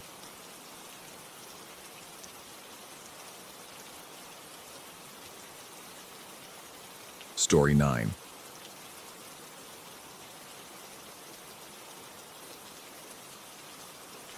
The vinyl flooring installation had taken 3 days to complete, and I'd spent every spare minute of the weekend ensuring each plank aligned perfectly. The manufacturer's promises rang in my ears: premium luxury vinyl, scratch-resistant, waterproof, guaranteed to last decades. What they hadn't mentioned was how it would breathe at night. I first noticed it Tuesday evening around 11:30, when the house had settled into its familiar creaks and whispers. The living room stretched before me in the amber glow of the table lamp, the new flooring reflecting the light with an almost mirror-like sheen. That's when I saw them. Faint impressions in the vinyl surface, as if someone had walked across the room while the material was still soft. But the floor had been fully cured for days. I switched on the overhead light, flooding the room with harsh fluorescence. The impressions became more distinct under the brighter illumination, a trail of what could only be described as footprints leading from the front door to the hallway. Each mark was roughly the size of a bare human foot, with clear indentations where toes and heel had pressed down.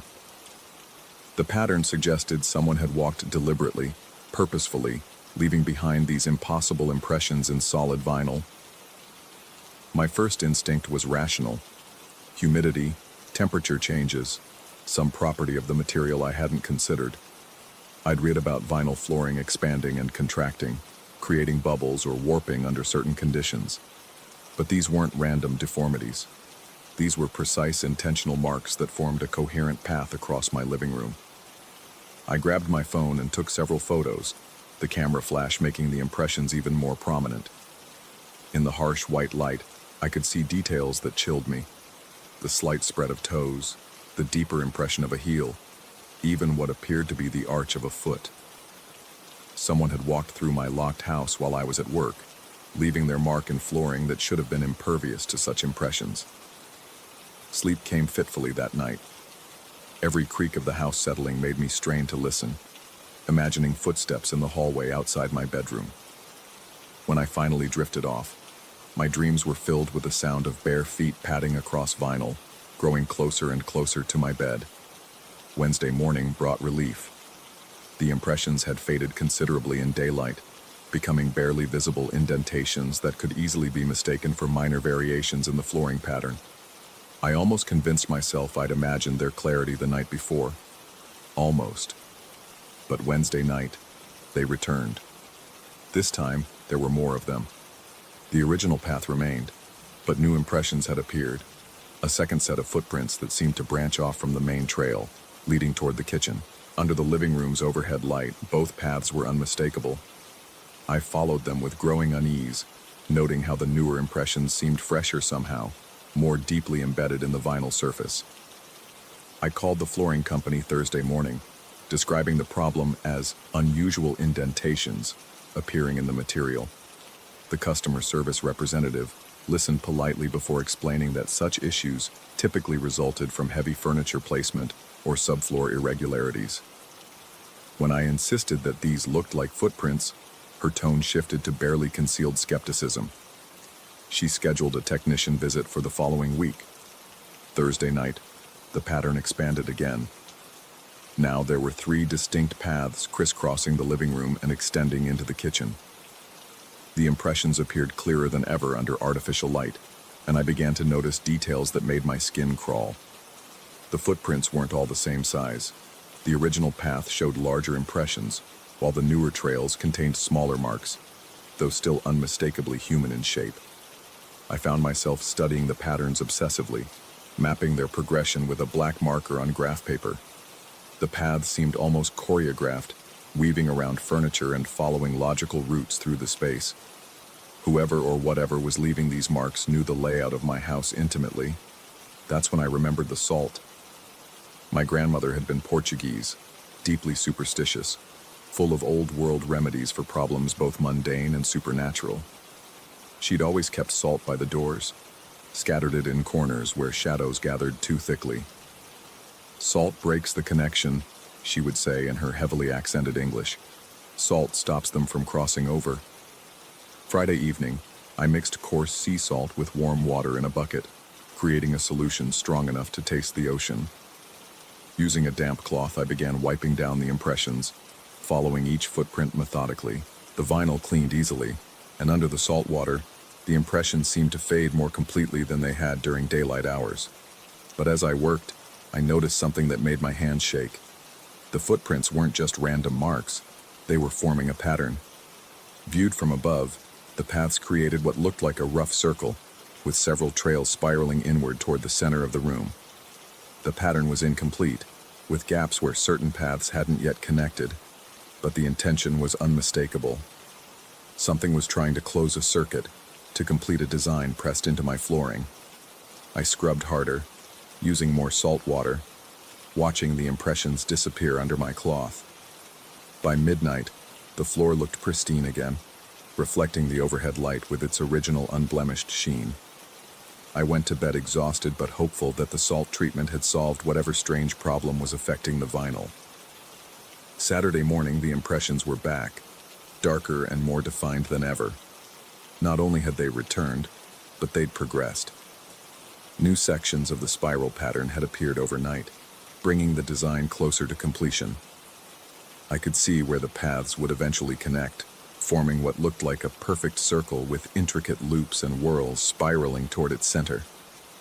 Perhaps 3 or 4 more nights of progression would complete the pattern entirely. I spent Saturday researching vinyl flooring defects online, reading technical papers about material composition and environmental factors. Nothing I found explained impressions that appeared only at night, grew more complex over time, and resembled human footprints. The manufacturer's website contained no warnings about paranormal side effects. That evening, I decided to watch. I positioned myself in the kitchen doorway with a clear view of the living room, sitting in a chair with my back against the wall, The lights were off except for a small lamp in the corner, casting long shadows across the vinyl surface. I had my phone ready to record whatever happened, though part of me hoped nothing would happen at all. The first hour passed uneventfully. Then, around 10:30, I began to notice subtle changes in the flooring's appearance. In areas where impressions had appeared, the vinyl seemed to develop a slight haziness, as if condensation was forming beneath the surface. The haziness spread slowly, following the established pattern of footprints. As I watched, the hazy areas began to deepen, taking on the familiar shape of foot impressions. It was like watching a photograph develop in slow motion, the marks emerging from nothing, growing more distinct as minutes passed. But there was no visible cause, no pressure being applied to the surface. The impressions simply materialized, as if something invisible was walking across my floor. My phone trembled in my hands as I tried to record, but the camera seemed unable to capture what my eyes could see clearly. In the video playback, the floor looked normal, unblemished. Only when I switched on the overhead light did the impressions become visible through the camera lens, and that's when I heard it. The softest whisper of sound, like bare skin brushing against vinyl. Not quite footsteps, too subtle, too gentle, but rhythmic and purposeful. The sound seemed to come from the floor itself, from the areas where impressions were forming. I held my breath and listened, trying to pinpoint the source, but the sounds seemed to emanate from all directions at once. As the night progressed, the pattern continued to develop. New footprints appeared following the established spiral, each one bringing the design closer to completion. I found myself hypnotized by the process, watching invisible feet press their mark into my flooring. The gentle brushing sounds continued, occasionally accompanied by what might have been the whisper of fabric or the soft exhale of breath. By dawn, another section of the spiral had been completed. Sunday, I called in sick to work and drove to 3 different stores searching for salt. I bought everything they had: table salt, sea salt, rock salt, kosher salt. I mixed it all with water in my largest bucket, creating a brine so concentrated it stung my hands. That evening, I began the ritual again, scrubbing each impression with salt water. But this time, I noticed something that made my blood run cold. As I wiped away the footprints, following their path with my cloth, I could feel slight depressions in the vinyl surface. The impressions weren't just visual, they were physical indentations in the material, permanent marks that the salt water could make invisible but not eliminate. Something was actually pressing into my floor, leaving lasting impressions in solid vinyl. The salt water only masked their appearance temporarily. I worked through the night, following each path methodically, but I could feel time running out. The pattern was nearly complete now, with only small gaps remaining in the outermost spiral. When those final connections were made, when the invisible feet finished their circuit, what would happen? What would be able to step from wherever these impressions were originating into my living room? Monday night, I prepared for war. I filled spray bottles with salt water, positioned buckets of brine around the room's perimeter, and kept a damp cloth in each hand. The moment any new impressions began to appear, I attacked them with salt water, wiping them away before they could fully form. I moved frantically around the room, chasing the developing marks, trying to stay ahead of whatever force was creating them. But I was fighting a losing battle. The impressions appeared faster than I could eliminate them, and I began to notice that the salt water was becoming less effective. Marks I had just cleaned would reappear within minutes, darker and more permanent than before. Whatever was pressing these footprints into my floor was growing stronger, more determined to complete its pattern. As Tuesday dawn approached, exhaustion overwhelmed me. I sat in the center of the room, surrounded by empty salt containers and damp cloths, watching the final gaps in the spiral pattern slowly fill in. The gentle brushing sounds had grown more pronounced, almost like whispered conversations in a language I couldn't understand. The last impression appeared just as sunlight began filtering through the windows. The pattern was complete, a perfect spiral of footprints leading inward to where I sat, surrounded by the evidence of my failed intervention. In the growing daylight, the marks became invisible again, but I could still feel the slight depressions under my hands as I traced their path across the vinyl surface. I haven't left the house since Tuesday morning. I sit here now, writing this account while waiting for night to fall again. The pattern is finished, but I don't know what that means.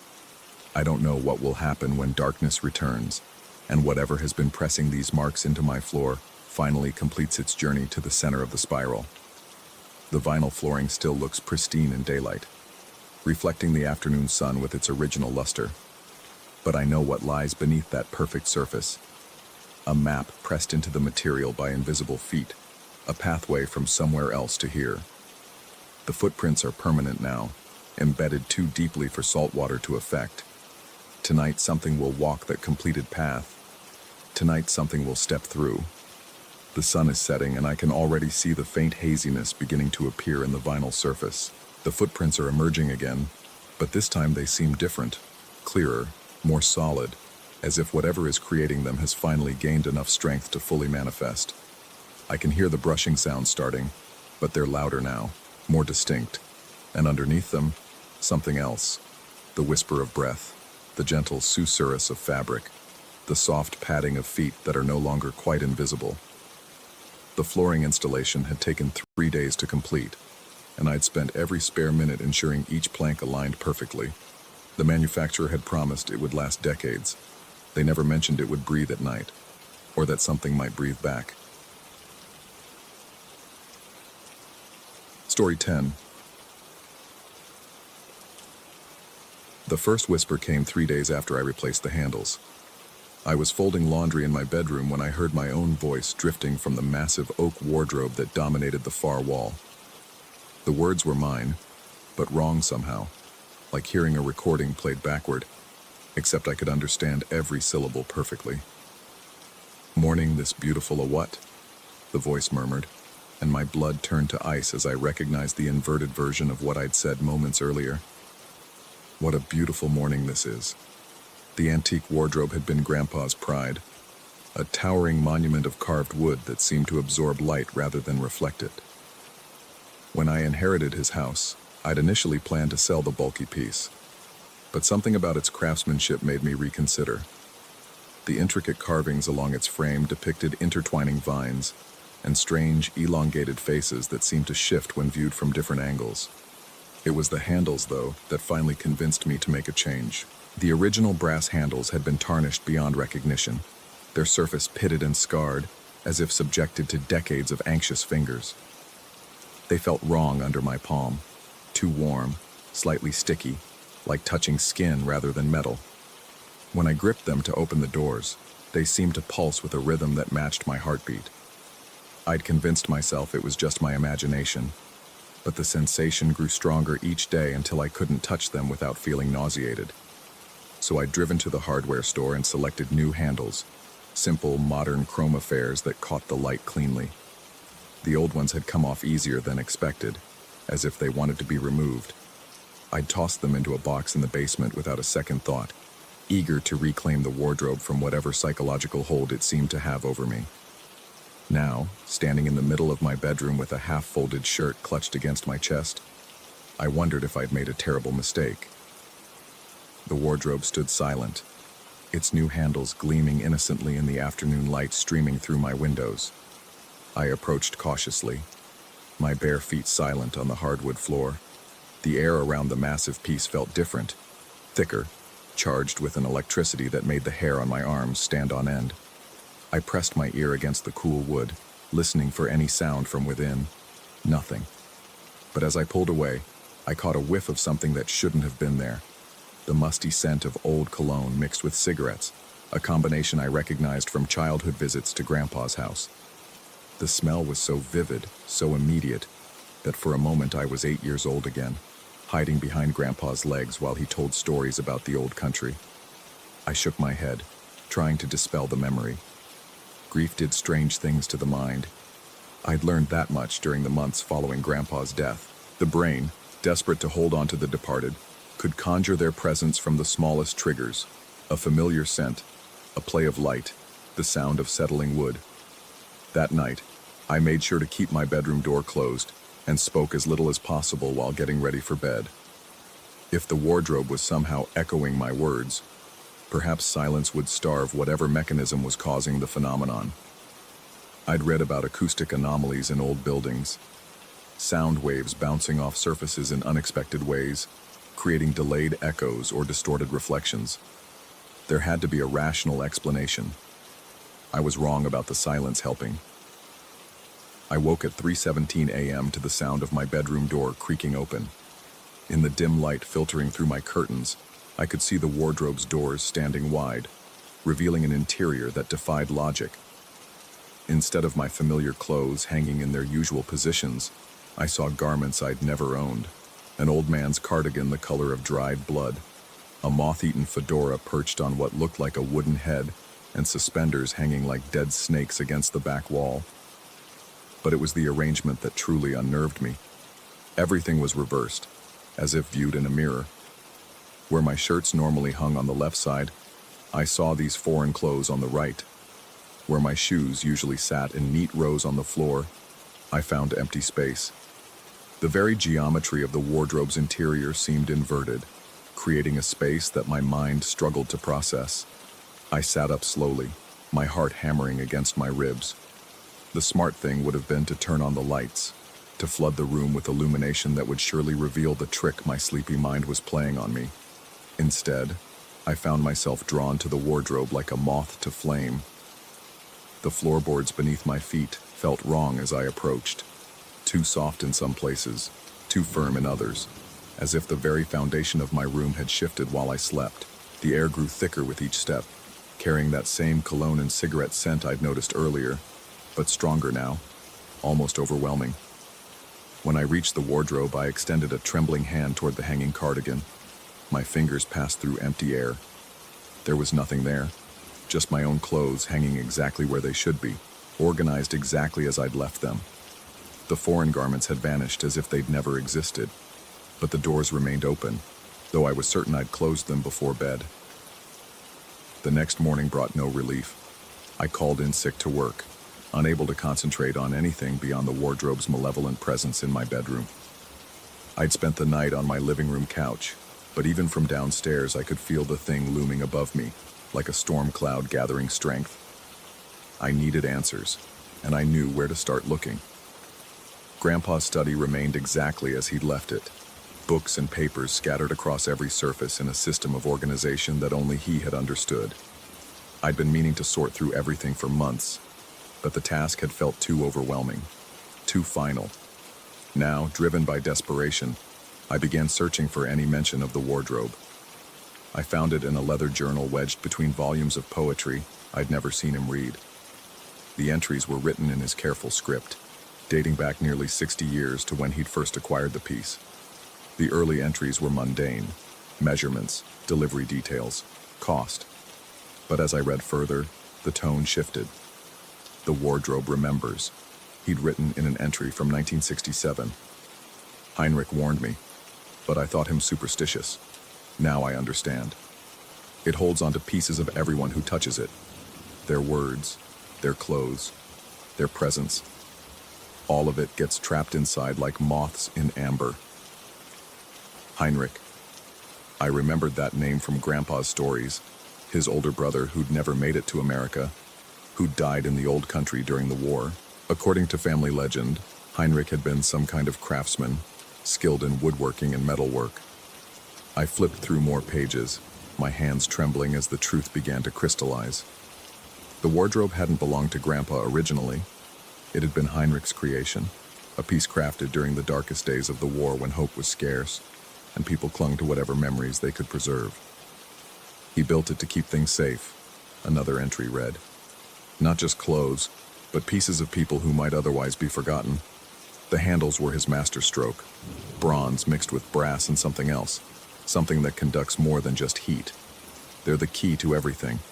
Without them, the wardrobe becomes confused, mixing its memories, showing things that don't belong.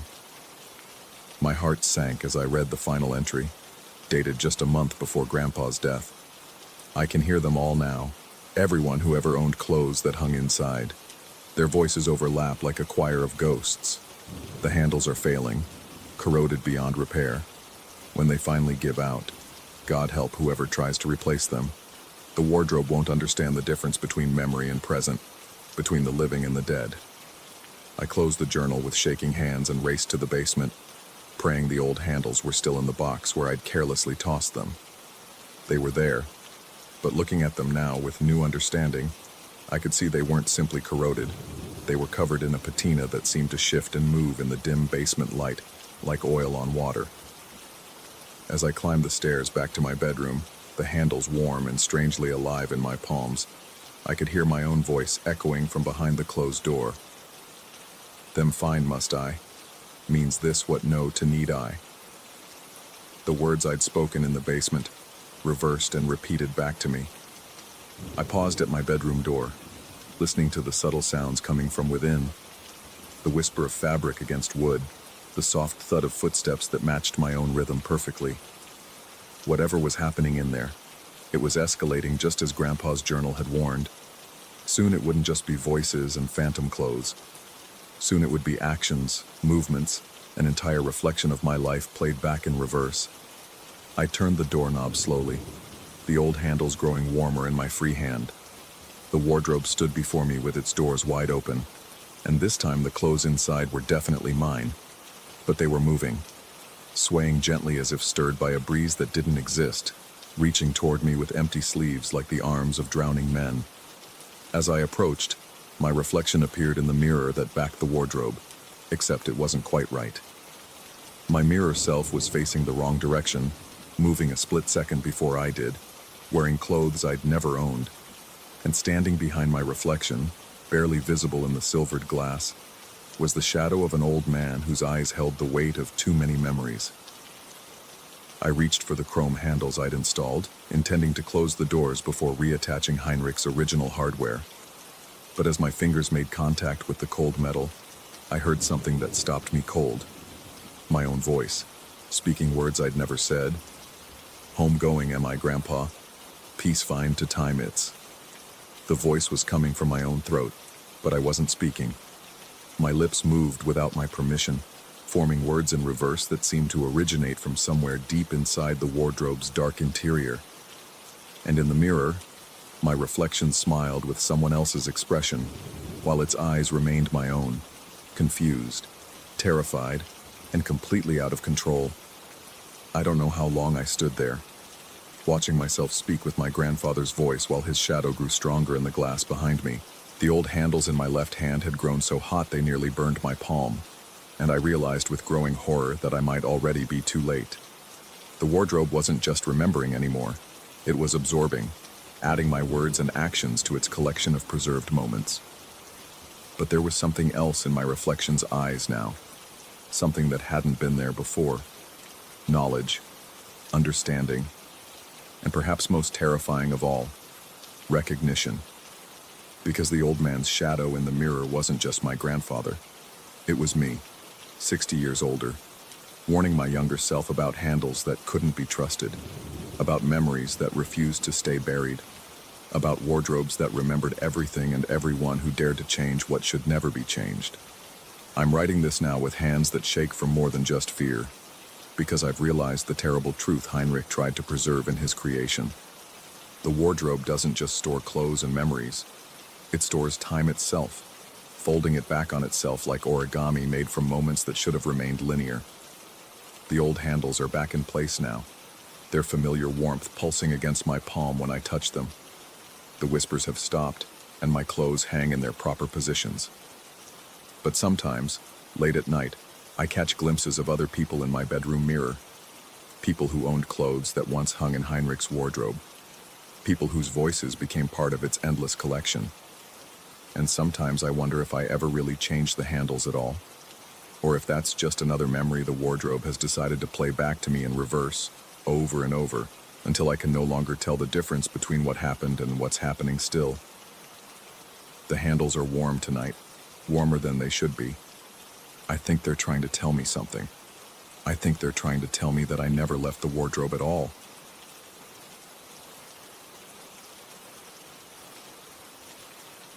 Story 11.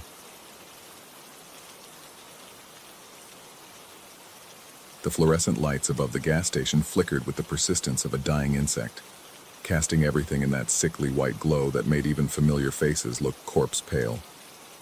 I stood there pumping regular unleaded into my Honda, watching the numbers climb with the same mechanical rhythm that had become my life these past 8 months. 8 months since Sarah told me about the baby. 8 months of reading parenting books, assembling cribs, and pretending I wasn't terrified of becoming responsible for another human being. The night air hung thick with the smell of gasoline and something else, something organic and slightly sweet, like fruit left too long in the sun. Traffic on Interstate 94 had thinned to occasional headlight pairs cutting through the darkness, their Doppler-shifted hums rising and falling like electronic prayers. I glanced at my phone. 11:47 p.m. Sarah would be asleep by now, one hand resting on her swollen belly, probably dreaming of tiny fingers and first steps and all those normal things that expectant mothers dream about. We'd finally settled on a name yesterday morning. After months of debate, lists taped to the refrigerator, and countless conversations that started with, "What about?" and ended with, "No, that reminds me of your cousin who smells like cabbage." The decision had come suddenly, quietly during breakfast. Sarah had looked up from her cereal, her eyes bright with that pregnancy glow everyone talks about, and simply said it. The name, perfect and final and ours. We hadn't told anyone yet. Not her parents, not mine, not even whispered it to each other since that moment. It felt too precious, too fragile to expose to the world's opinions and associations. Names have power, Sarah had said, and I'd nodded without really understanding what she meant. The pump clicked off. I replaced the nozzle and screwed the gas cap back on, my movements automatic while my mind wandered to the nursery we'd been painting. Soft yellow walls because we'd decided to keep the gender a surprise. Sarah insisted the baby would tell us everything we needed to know when the time came.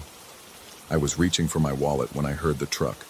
The air brakes hissed like a giant serpent settling into sleep, and I turned to see an 18-wheeler pulling up to the far side of the pumps. It was one of those long-haul rigs, dusty and road-worn, with mud flaps and enough chrome to reflect the fluorescent lights in fractured patterns across my retinas. The cab door opened with a metallic groan that seemed to echo longer than it should have. The man who climbed down was exactly what you'd expect from central casting for truck driver. Heavy set, wearing a baseball cap that had seen better decades, and carrying that particular weariness that comes from too many hours on dark highways. But his eyes were wrong somehow. Too bright, too focused, like a predator that had just caught an interesting scent. I turned away, heading for the convenience store to pay, but his voice stopped me. "Excuse me, friend." The words carried an accent I couldn't place, not quite Southern, not quite Midwestern, but something that seemed to shift and change even as he spoke. I paused, key halfway to the car door lock, and turned back. He was standing beside his truck, not moving toward me, but somehow seeming closer than the physical distance suggested. "I'm looking for a store," he said, and his smile revealed teeth that were too white, too uniform. "Heard there was one around here that sells baby names." My hand tightened on the keys. The metal cut into my palm, a sharp anchor to reality in a moment that suddenly felt adrift. Baby names? That's right. He stepped closer, and I caught a whiff of his smell. Diesel fuel and something else, something that reminded me of hospitals. Special kind of store, very exclusive clientele. They say you can find the perfect name there, one that really sticks. The way he said sticks made my skin crawl. There was something hungry in his voice, something that suggested meanings beneath meanings. I shook my head, backing toward my car. "Sorry, never heard of anything like that." "Are you sure?" He tilted his head, and the fluorescent light caught his eyes at an angle that made them seem to glow. "Because I think you might know exactly what I'm talking about." I wanted to get in my car and drive away, but something held me frozen. Maybe it was the way he was looking at me, as if he could see through my skin to something vital underneath. Maybe it was the silence that had fallen over the gas station, as if even the interstate traffic had paused to listen. I really don't know what you're talking about, I managed, but my voice sounded thin, even to my own ears. The trucker reached into his pocket and pulled out a cell phone. Not a smartphone, but one of those old flip phones that seemed impossibly ancient in the LED glow of the gas station. He opened it with a deliberate slowness that made the simple action feel ceremonial. "Let me show you something," he said, holding the phone toward me. The screen was small, maybe 2 inches across, but I could see text displayed there. Just a single word, spelled out in block letters that seemed to pulse with their own light. My heart stopped. It was the name. The name Sarah and I had chosen that morning. The name we'd told no one. The name that existed only in the space between us. Sacred and secret and ours. "Where did you get that?" The words came out as a whisper. His smile widened. "I collect them. Beautiful names, lost names, names that need new homes." He looked down at the phone, and I swear I could see the letters reflected in his pupils. "This one's particularly special, fresh, still has that new parent energy clinging to it." I felt something move in my chest, a flutter, a kick. But that was impossible. The baby was Sarah's, inside Sarah, miles away in our bedroom. I pressed my hand to my sternum, feeling for my heartbeat, but found only that strange, fluttering sensation, as if something alive was moving just beneath my ribs. "You can't," I started, but he spoke the name. He said it clearly, deliberately, with perfect pronunciation. And in that moment, the fluttering in my chest became a sharp, violent kick that doubled me over. Pain shot through my abdomen, not my own pain, but something transmitted, something shared across distance and biology in ways that should have been impossible. "Stop," I gasped, but he was already saying it again. The second repetition hit me like a physical blow. The name that had been so perfect, so right, so ours, suddenly sounded foreign in his mouth. Twisted. Wrong. Like a song played in the wrong key, or a familiar word repeated until it lost all meaning. The pain in my chest intensified, and for a moment I could swear I felt tiny hands pressing against my ribs from the inside, pushing, struggling, trying to escape something that was pulling at them from the outside. "That's two," the trucker said conversationally, as if he were commenting on the weather. "One more and it transfers completely. Amazing technology, really. Names are powerful things, identities, destinies, souls, if you believe in that sort of thing. Most people don't realize how easy they are to relocate." I understood then, with the kind of terrible clarity that comes in nightmares, what was happening. The baby, our baby, was fighting. Fighting against something that was trying to steal not just a name, but the essence that name represented. The identity we'd given our child, the future we'd imagined, the love we'd already invested in those syllables. "Please," I said, but the word came out broken. "Please don't." He raised the phone again, preparing to speak the name for the third time, and I knew with absolute certainty that if he did, something irreversible would happen. The baby would be lost to us, not dead, but unmade, unnamed, a blank space where our child should have been. That's when I remembered his truck. I lunged toward the 18-wheeler, my feet pounding across the asphalt with a desperation I'd never felt before. The truck's cab was unlocked. What kind of person leaves an unlocked truck at a gas station in the middle of the night? And I hauled myself up into the driver's seat. The interior smelled like cigarettes and that same hospital scent I'd caught from the man, but I ignored it, searching frantically for what I needed. The air horn. Every truck had one. Where was it? My hands fumbled across the dashboard, finding switches and knobs and controls I didn't recognize. Behind me, I could hear the trucker's footsteps approaching, could hear him beginning to speak that cursed name for the third and final time. There, a cord hanging down from the ceiling, ending in a grip worn smooth by countless hands. I yanked it. The horn's blast was apocalyptic in the night silence. It cut through the air like a sonic blade, drowning out everything else, including the voice that had been about to steal my child's identity. The sound seemed to go on forever, echoing off the convenience store walls and rolling across the empty parking lot like thunder. When it finally stopped, my ears were ringing. but the pain in my chest was gone. The fluttering had stopped. I sat in the cab of the truck, breathing hard, waiting for my vision to clear. The parking lot was empty. Not just empty of the trucker, empty of his truck too. I was sitting in my own Honda, hands gripping the steering wheel so tightly my knuckles had gone white. The gas pump receipt was on the passenger seat, time-stamped 11:52 p.m. 5 minutes had passed since I'd started pumping gas. I looked around wildly, searching for some sign that what I'd experienced had been real. The fluorescent lights still flickered overhead. Traffic still hummed on the interstate. Everything was exactly as it had been, except for the taste of diesel fumes on my tongue and the lingering echo of that tremendous horn blast in my ears. My phone buzzed. A text from Sarah. Felt the baby kick just now. Strong one. Like he was trying to tell us something. Love you.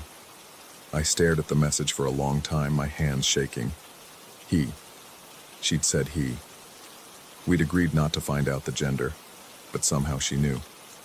Just like somehow she knew to text me at exactly this moment. I drove home through the empty streets, checking my rearview mirror constantly, but seeing only darkness. The name we'd chosen still felt right when I thought it, still felt like ours. But now it carried something else too, a weight, a knowledge that names could be taken as easily as they were given. Sarah was indeed asleep when I got home, one hand resting protectively on her belly. I slipped into bed beside her and placed my own hand next to hers, feeling for movement. After a moment, there was a gentle nudge against my palm.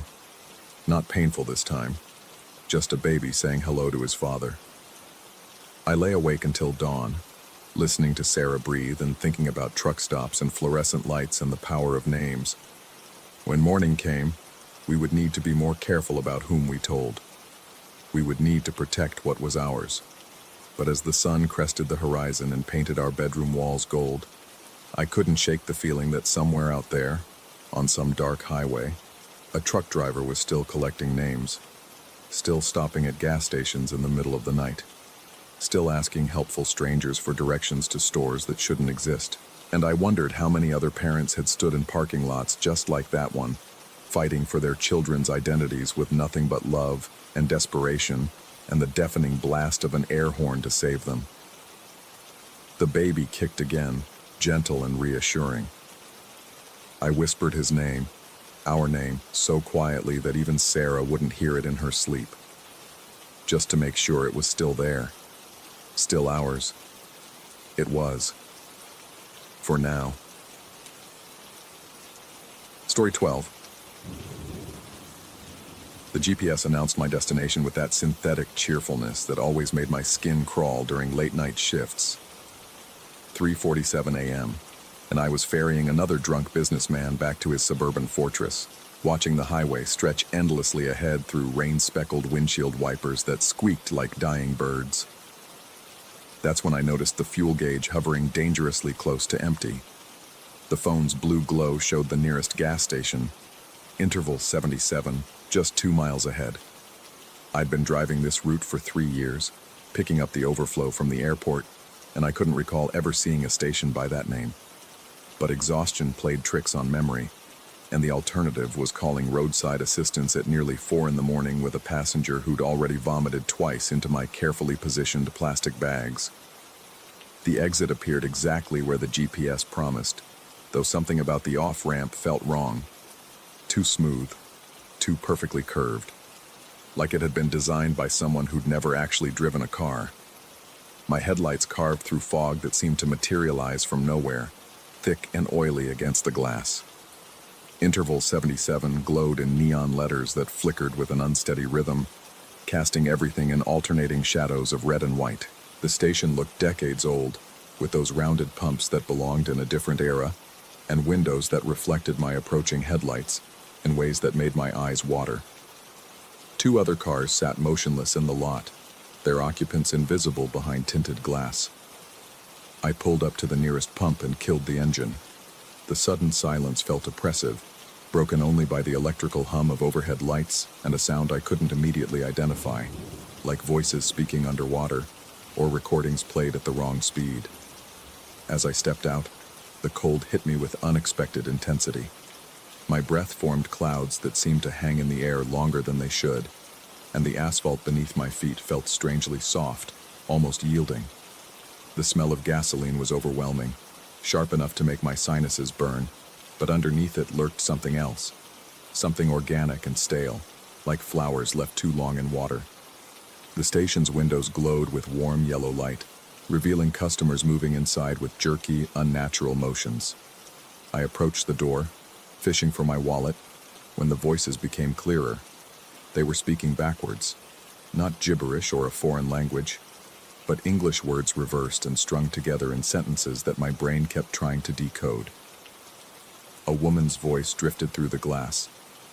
Ekin yada Eva, followed by laughter that sounded like it was being sucked back into someone's throat. I stood frozen with my hand on the door handle, listening to the impossible conversation. My rational mind offered explanations. Maybe they were playing some kind of word game, or this was performance art, or I was more tired than I'd realized and my brain was misprocessing normal speech. But the longer I listened, the more convinced I became that I was hearing genuine conversation in perfect reverse. The door chimed when I entered, a sound that seemed to echo longer than physics should allow. 3 customers stood near the counter, an elderly man in a rumpled suit, a woman with carefully styled hair that looked oddly stiff, and a teenager whose movements seemed slightly delayed, as if he were underwater. All 3 turned to look at me with expressions that were almost but not quite human. Smiles that lasted a beat too long, eyes that tracked my movement with mechanical precision. Ni vena duji, the clerk said from behind bulletproof glass, and though the words were reversed, I somehow understood them as a greeting. I nodded weakly and grabbed a bag of chips from the nearest rack, my hands shaking as I approached the counter. The clerk, a thin man with skin like old paper, continued speaking in that reversed cadence, and impossibly, I found myself beginning to understand. He was asking if I needed anything else, commenting on the weather, making the kind of small talk that gas station attendants had perfected over decades. But understanding came with a price. Each reversed word felt like a small violation, as if my brain were being rewired to accommodate this linguistic impossibility. My temples began to throb, and the fluorescent lights seemed to pulse in rhythm with my heartbeat. I paid for my chips and the gas with trembling hands, desperate to escape the susurrus of backwards conversation that filled the store like static. The other customers watched me with those 2 bright smiles, their heads turning in perfect synchronization as I moved toward the door. Outside, the fog had thickened, reducing visibility to just a few feet beyond the gas pumps. I unscrewed my fuel cap and lifted the nozzle, but something was wrong with the weight of it, too light, as if it were hollow. When I squeezed the handle, nothing happened. No click of engagement, no flow of gasoline, nothing. I tried again, checking the display screen for instructions. The numbers glowed green, showing a price per gallon, but when I looked more closely, I realized they were counting backwards. The total started at some impossibly high number and decreased with each passing second, as if the pump were sucking money from my account in reverse. That's when I noticed the other cars. They sat silent and dark, but now I could see that their fuel doors were open, and the gas cap covers lay scattered on the ground beside them. The nozzles hung from their pumps, but they were inserted backwards, not into the fuel tanks, but somehow attached to the outside of the cars, as if they were drawing gasoline out rather than pumping it in. My hands began to shake violently as understanding crept through me like ice water. This wasn't just a gas station with backward-speaking employees. This was something else entirely, a place where the fundamental rules of reality operated in reverse. I stumbled back to my car and started the engine, desperate to leave this impossible place behind. But as I pulled away from the pump, my headlights swept across a green highway sign that made my blood freeze. Mile marker 77. I'd seen that same sign when I'd taken the exit. I drove faster, following the same road that had brought me here, but within minutes, my headlights illuminated another green sign, mile marker 77. The numbers hadn't changed. According to every logical law of navigation, I should have been moving away from the station, but somehow I was traveling in a perfect loop.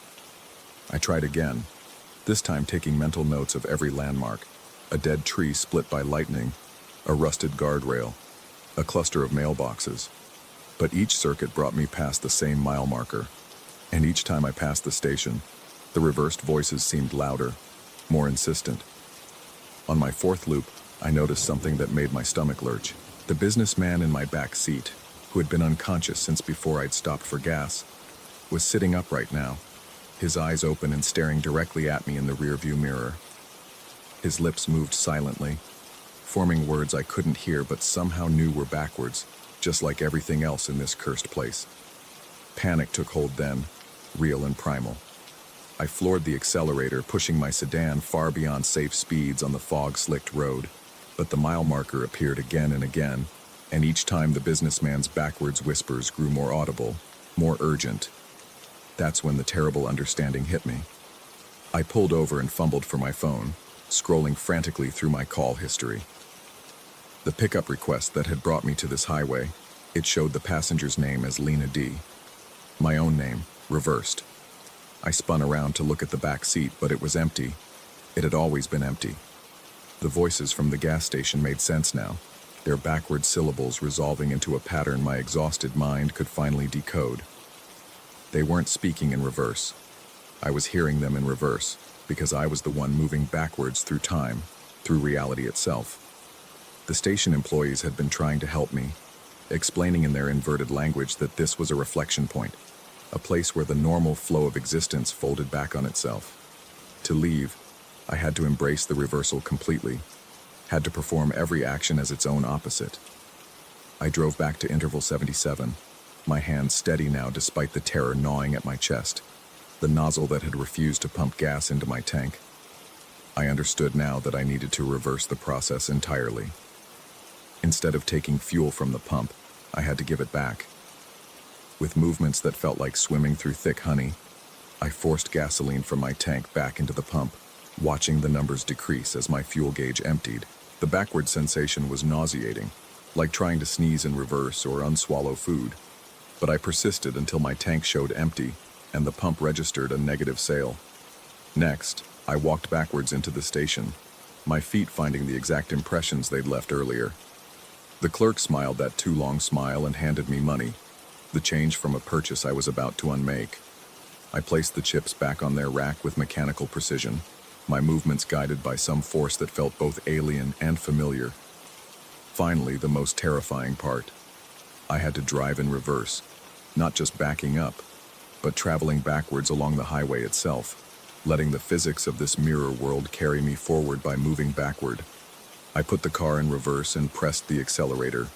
The world around me began to move in the wrong direction, but somehow I was making progress. The mile markers started changing, 78, 79, 80, as I drove backwards into what I desperately hoped was forward motion. The fog began to thin, and the voices faded to whispers, then to silence. After what felt like hours, but was probably only minutes, I saw normal highway lights ahead, and real traffic moving in the expected directions. I shifted into drive and pulled into a well-lit rest stop, my entire body shaking with exhaustion and relief. The digital clock on my dashboard read 3:47 a.m., the exact same time I'd left the highway to find gas. But when I checked my fuel gauge, it showed completely full. Now, 6 months later, I still drive the same route 3 nights a week. I've never seen interval 77 again, though sometimes, when the fog is thick and my exhaustion runs deep, I catch glimpses of mile marker 77 in my peripheral vision.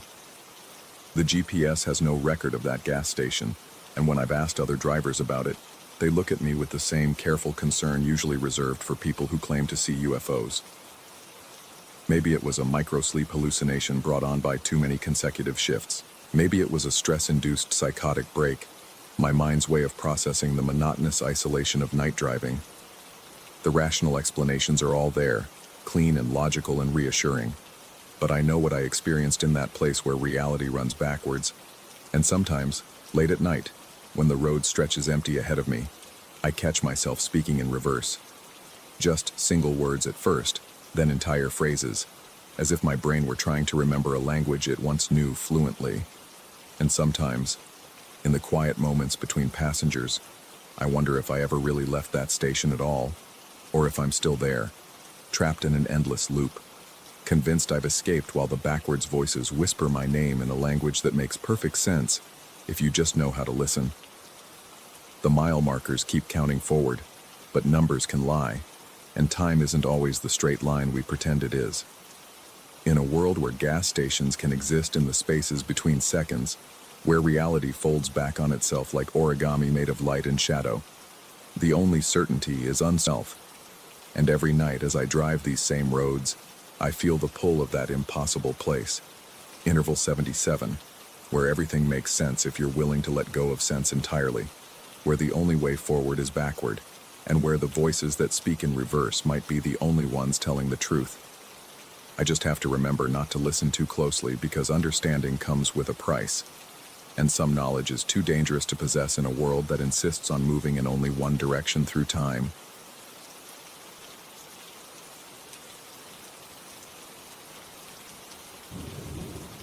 Story 13.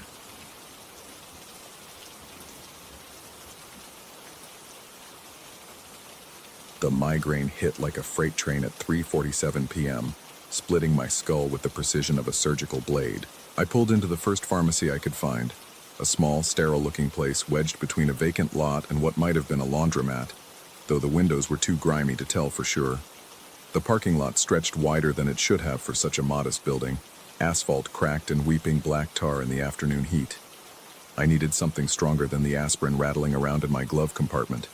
The kind of pain clawing through my temples demanded industrial-strength relief, the sort of medication that came with warnings about operating heavy machinery and not mixing with alcohol.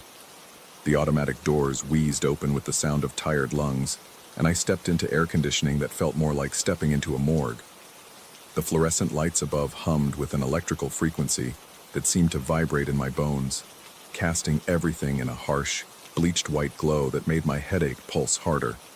That's when I first noticed something was wrong. Every product on every shelf wore a blank label. Not missing labels, blank ones. Perfect white rectangles where brand names, ingredients, and warnings should have been. Rows upon rows of mysterious bottles, boxes, and packages, all stripped of identity like witnesses in a protection program. My eyes darted from shelf to shelf, searching for anything recognizable. Pain relievers, cold medicine, vitamins. Everything looked generic, sterile, wrong. The bottles were the right shape, the boxes the correct size, but it was as if someone had taken an eraser to reality itself. A man behind the counter watched me with the patient expression of someone accustomed to confused customers. He was neither young nor old, with features so average they seemed computer-generated. His name tag was blank too. I approached the counter, my footsteps echoing in the oppressive silence. The place felt larger inside than it had appeared from the parking lot, with aisles stretching back farther than they should have, disappearing into shadows that the fluorescent lights couldn't quite penetrate. "Excuse me," I said, my voice sounding strangely muffled. "I'm looking for something for a headache. Strong stuff." The cashier's smile was perfectly symmetrical, like it had been measured. He gestured toward the back of the store without breaking eye contact. "Aisle 7, though you might want to check aisle 9 first. We just got some new lighting installed. Sometimes it affects how people see the labels." New lighting. I glanced up at the same fluorescent tubes that had been humming since I walked in, their harsh white glow unchanged, but I nodded and headed toward the back of the store, past rows of blank products that seemed to multiply as I walked. Aisle 7 stretched longer than it should have. The shelves rose higher than I remembered, creating narrow corridors that felt more like passages in a maze than a simple pharmacy layout. Every bottle I picked up was the same. Smooth white label, no text, no indication of what might be inside. I shook one, and pills rattled inside, but they could have been anything from antacids to antibiotics. The fluorescent lights flickered once, twice, then steadied. In that brief moment of dimness, I could have sworn I saw text on the labels, ghostly impressions of words that vanished the instant the light stabilized. My headache pounded harder, and I found myself moving toward aisle 9 almost without thinking. The cashier's suggestion echoed in my head with the persistence of a song stuck on repeat. New lighting, as if lighting could erase words from paper. Aisle 9 was identical to all the others, blank labels stretching into the distance like a paper cemetery. But something made me pause at the far end, where the fluorescent lights cast deeper shadows. There, on the bottom shelf, partially hidden behind a row of larger bottles, sat a small orange prescription bottle, with text on the label. I grabbed it with hands that had started to shake, though I told myself it was just the caffeine withdrawal. The label was perfectly normal, typed text, pharmacy logo, patient information. Generic name, acetaminophen. Patient, L. Morrison. Take as needed for pain, L. Morrison. Lucas Morrison. My name. But I hadn't filled any prescriptions here. I'd never even seen this place before today. The bottle felt warm in my palm, almost alive. I turned it over, examining every detail.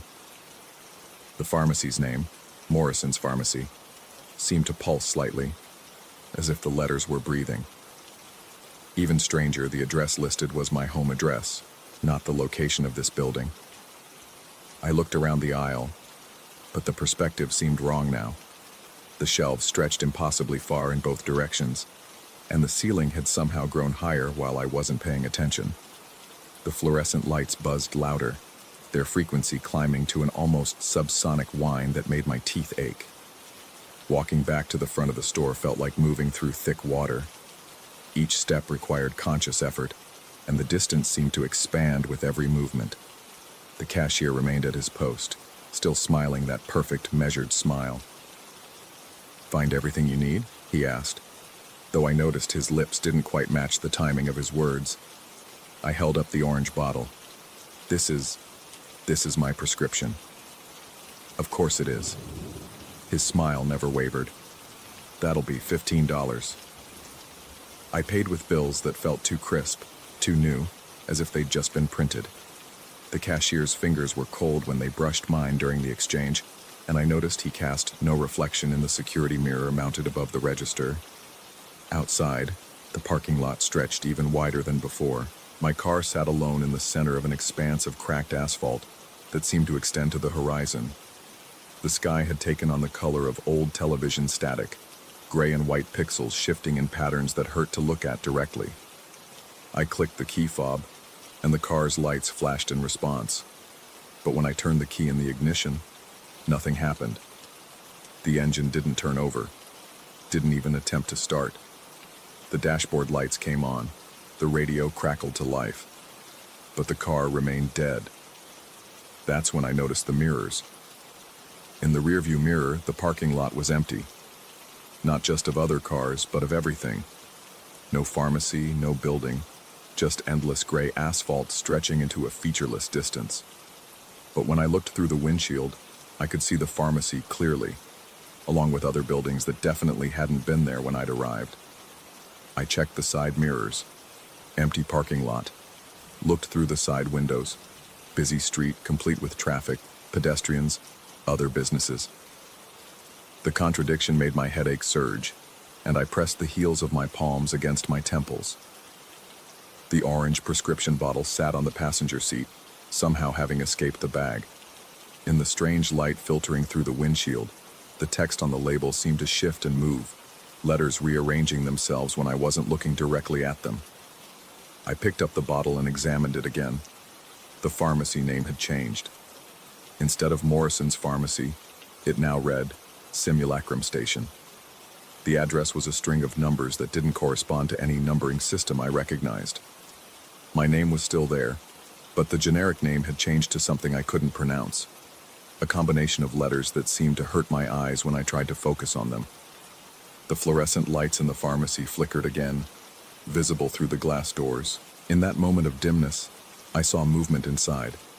Shapes that might have been people or might have been shadows, moving between the aisles with purpose that seemed disconnected from any normal shopping behavior. I tried the ignition again. Nothing. The key turned. The electrical systems responded, but the engine remained silent. It was as if the car existed in a state of partial reality, functional in some ways, but fundamentally disconnected from the basic physics that should make it run. The prescription bottle grew warmer in my hand, and I could hear something inside. Not the rattle of pills, but something else. A sound like distant whispers, or maybe static from a radio tuned between stations.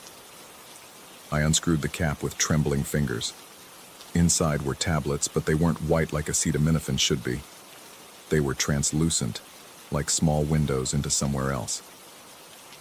When I held one up to the light, I could see movements inside, tiny scenes playing out like movies in miniature. Streets that looked familiar but wrong. Buildings that almost matched my neighborhood but with details that didn't quite fit. The whispers grew louder when I held the tablet closer to my ear. Words in a language that sounded like English spoken backward, or maybe forward, but with the meaning drained out. I understood somehow that these weren't medications at all, but something else entirely. The fluorescent lights in the pharmacy went out completely, then came back on one by one, like a slow-motion strobe effect. With each flash, the building seemed to shift slightly, as if someone was adjusting the focus on reality itself. The parking lot around my car began to ripple, asphalt flowing like water, creating patterns that spiraled inward toward my vehicle. I understood now that the car wouldn't start because it couldn't start. Not here, in this place that existed in the spaces between normal reality. The pharmacy wasn't a pharmacy at all, but something masquerading as one, a trap disguised as convenience. The blank labels weren't the result of new lighting. They were the natural state of things here, where brands and identities had no meaning. But the prescription bottle was different. It was a key, a bridge, a ticket back to the world where cars started and labels had words and mirrors showed the same thing as windows. The translucent tablets weren't medication. They were pieces of reality itself, concentrated and distilled into something I could swallow. The whispers from the bottle grew more insistent, and I began to understand what they were saying. Instructions, spoken in that backward English, telling me what I needed to do. Take one tablet, hold it under my tongue until it dissolved. Think about the exact moment I'd decided to pull into this parking lot and choose differently. But the voice was also warning me about something else, about the cost of leaving this place, about what I'd have to give up to return to a world where things made sense. Reality had a price, and the payment wasn't always obvious until after the transaction was complete. I looked through the windshield again. The street beyond showed normal traffic, normal people going about their normal lives. Through the mirrors, I saw only emptiness stretching to infinity. Two versions of the world existing simultaneously, overlapping but never quite touching. The fluorescent lights continued their slow strobe, and with each flash, the pharmacy seemed to grow larger, its walls stretching outward like a building breathing. The empty parking lot in the mirrors began to fill with cars, vehicles from different eras, all sitting silent and motionless like mechanical fossils. My headache had disappeared completely, I realized. Sometime during this impossible experience, the pain that had driven me here in the first place had simply evaporated. Maybe that was the real function of this place, not to sell medicine, but to cure ailments by replacing them with something else entirely. A headache traded for existential confusion, pain swapped for terror. The prescription bottle felt lighter now, as if the tablets inside were losing mass, becoming more concept than substance. I could feel time moving strangely here, seconds stretching like taffy, while minutes collapsed into themselves. How long had I been sitting in this parking lot that existed and didn't exist simultaneously? I thought about the cashier's perfect smile, his blank name tag, his lack of reflection, about the impossibly long aisles and the shadows that gathered at their ends, about the way the building had grown larger when I wasn't paying attention, as if it fed on distraction and uncertainty. The translucent tablet felt warm against my palm as I held it up to examine more closely. The tiny scenes playing out inside had changed. Now they showed my car starting normally, me driving away, arriving home to my normal life where pharmacy labels had words and mirrors told the truth. But they also showed other scenes, darker ones, where I remained here forever, becoming another blank figure moving through endless aisles of unlabeled products. The choice was mine, the whispers explained. I could take the tablet and return to my reality, but I would carry this place with me forever, a memory that would never quite fit with the rest of my experiences. a constant reminder that the world was far stranger and more fragile than I'd ever imagined. Or I could stay, become part of this simulacrum, existing in the spaces between what was real and what was possible. The fluorescent lights flickered one final time, and in that moment of darkness, I made my decision. When the lights came back on, the pharmacy was gone. Or maybe it was never gone. Maybe I was simply looking at it from a different angle, seeing it as it truly was instead of how it wanted to be seen. The parking lot remained, but now it felt more like a stage set than a real place. All facades and false fronts designed to create an illusion of normalcy. I sat in my car, engine still silent, holding a prescription bottle that might have contained salvation or damnation. The tablets inside continued their whispered promises, offering me a way back to the world I thought I knew. But they couldn't guarantee that world would be exactly the same. Reality, once disturbed, had a tendency to remain slightly off-kilter, like a picture hanging crooked that could never quite be straightened. The mirrors showed emptiness. The windows showed life. And somewhere between those two truths, I had to decide which version of reality I was willing to live with. The prescription bottle grew heavier in my hand, its weight increasing with each moment of indecision. Soon I knew the choice would be made for me. The simulacrum was patient, but it wasn't eternal. Eventually, it would need to return me to my world, or claim me for its own. I looked at the tablet one more time, watching the tiny scenes play out inside its translucent surface. My normal life beckoned from within that small window, but it looked somehow smaller now, more constrained, as if I'd been living in a house and only now realized how narrow the rooms really were. The whispers grew softer, more distant, as if the voice was growing tired of waiting for my decision. The fluorescent lights in the pharmacy, visible or invisible, real or imagined, continued their eternal hum, a sound that I suspected I would carry with me wherever I went, whatever choice I made. In the end, the decision felt less like choosing between two realities and more like choosing between two different kinds of uncertainty. The familiar uncertainty of a normal world that might not be as stable as it appeared, or the honest uncertainty of a place that admitted its impossibility from the start. I held the tablet beneath my tongue and waited for reality to decide what it wanted to be.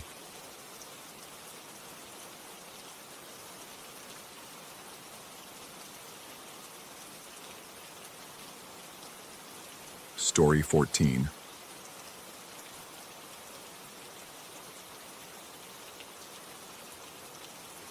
The interstate stretched ahead, like a black tongue licking at the horizon, and I should have kept driving. Should have trusted that gnawing sensation in my gut that whispered something's wrong as the fuel gauge needle kissed empty. But Nina needed water, and I needed coffee, and the neon sign bleeding red letters into the October darkness promised both at Casey's Corner, a gas station that looked like it had been transplanted from 1987 and forgotten by time. I pulled into the harsh fluorescent glow that made everything look diseased. The overhead lights buzzed with that particular frequency that burrows into your skull and stays there, a metallic hum that seemed to vibrate in my teeth. Nina stirred in the passenger seat, her golden retriever ears twitching at sounds I couldn't hear. She'd been restless for the last 50 miles, panting despite the cool air conditioning, her dark eyes darting to the windows as if tracking movement in the empty fields. The silence when I cut the engine felt thick, almost viscous. Even the usual cricket symphony was absent, replaced by nothing but that insistent buzzing and the distant whisper of wind through dying grass. I scratched Nina behind the ears, feeling the dampness of her fur despite the cool night. She leaned into my touch but kept glancing toward the station's entrance, where shadows pooled beneath a flickering awning light. I was halfway to the door when he materialized from those shadows. The man was perhaps 60, maybe older, the kind of weathered face that spoke of too many nights spent under bridges and too many meals skipped.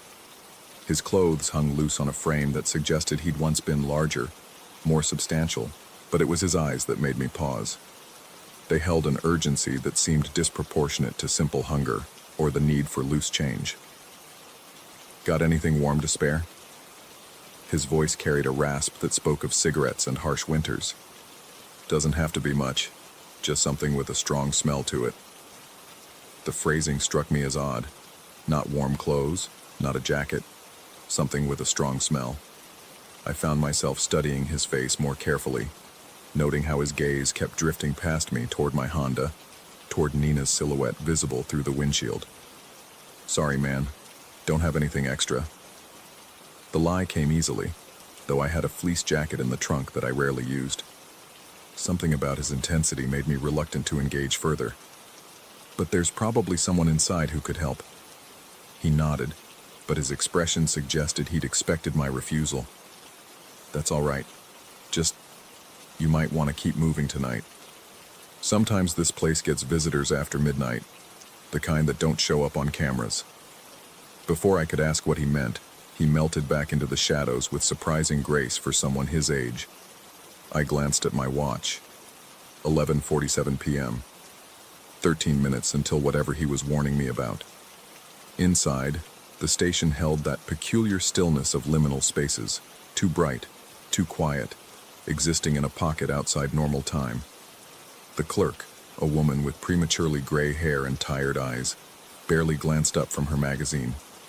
The coffee was the consistency of motor oil, but I bought it anyway, along with a bottle of water for Nina and a package of gas station sandwiches that would serve as tomorrow's breakfast. As I paid, the woman's eyes found mine with startling intensity. You're not planning to stick around, are you? The question caught me off guard. Just getting gas and moving on. She nodded approvingly. Good. After midnight, this place attracts attention. Best to be gone before then. 2 warnings in 10 minutes. The rational part of my mind cataloged possible explanations. Drug dealers, dangerous transients, local kids causing trouble.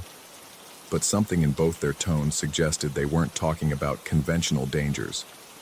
Outside, the air had developed a thickness that hadn't been there before, as if humidity was rising despite the clear sky.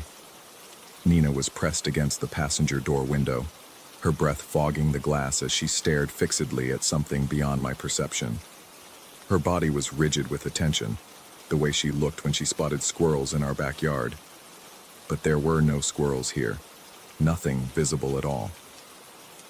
As I approached the car, she began to growl, a low, continuous rumble that seemed to emanate from deep in her chest. The sound raised goosebumps along my arms. In 8 years together, I'd only heard her growl twice. Once at an aggressive dog in the park, and once at a stranger who'd approached our campsite at 3 a.m. with intentions that felt all wrong. What is it, girl? I followed her gaze but saw only empty asphalt and the dying grass beyond the station's circle of light. That's when I noticed the mist. It started as wisps, barely visible threads of vapor that could have been my imagination or breath on cold air. But the temperature was in the mid-60s, too warm for visible breath, and these tendrils moved with purpose rather than following wind patterns. They seemed to emanate from the ground itself, rising in delicate spirals before dissipating into the fluorescent bright air. Nina's growling intensified, her hackles rising as she tracked something I couldn't see. Her eyes moved in jerky, specific patterns, as if following a distinct form rather than random mist. I found myself mimicking her gaze, trying to see what captured her attention so completely. The mist began to coalesce.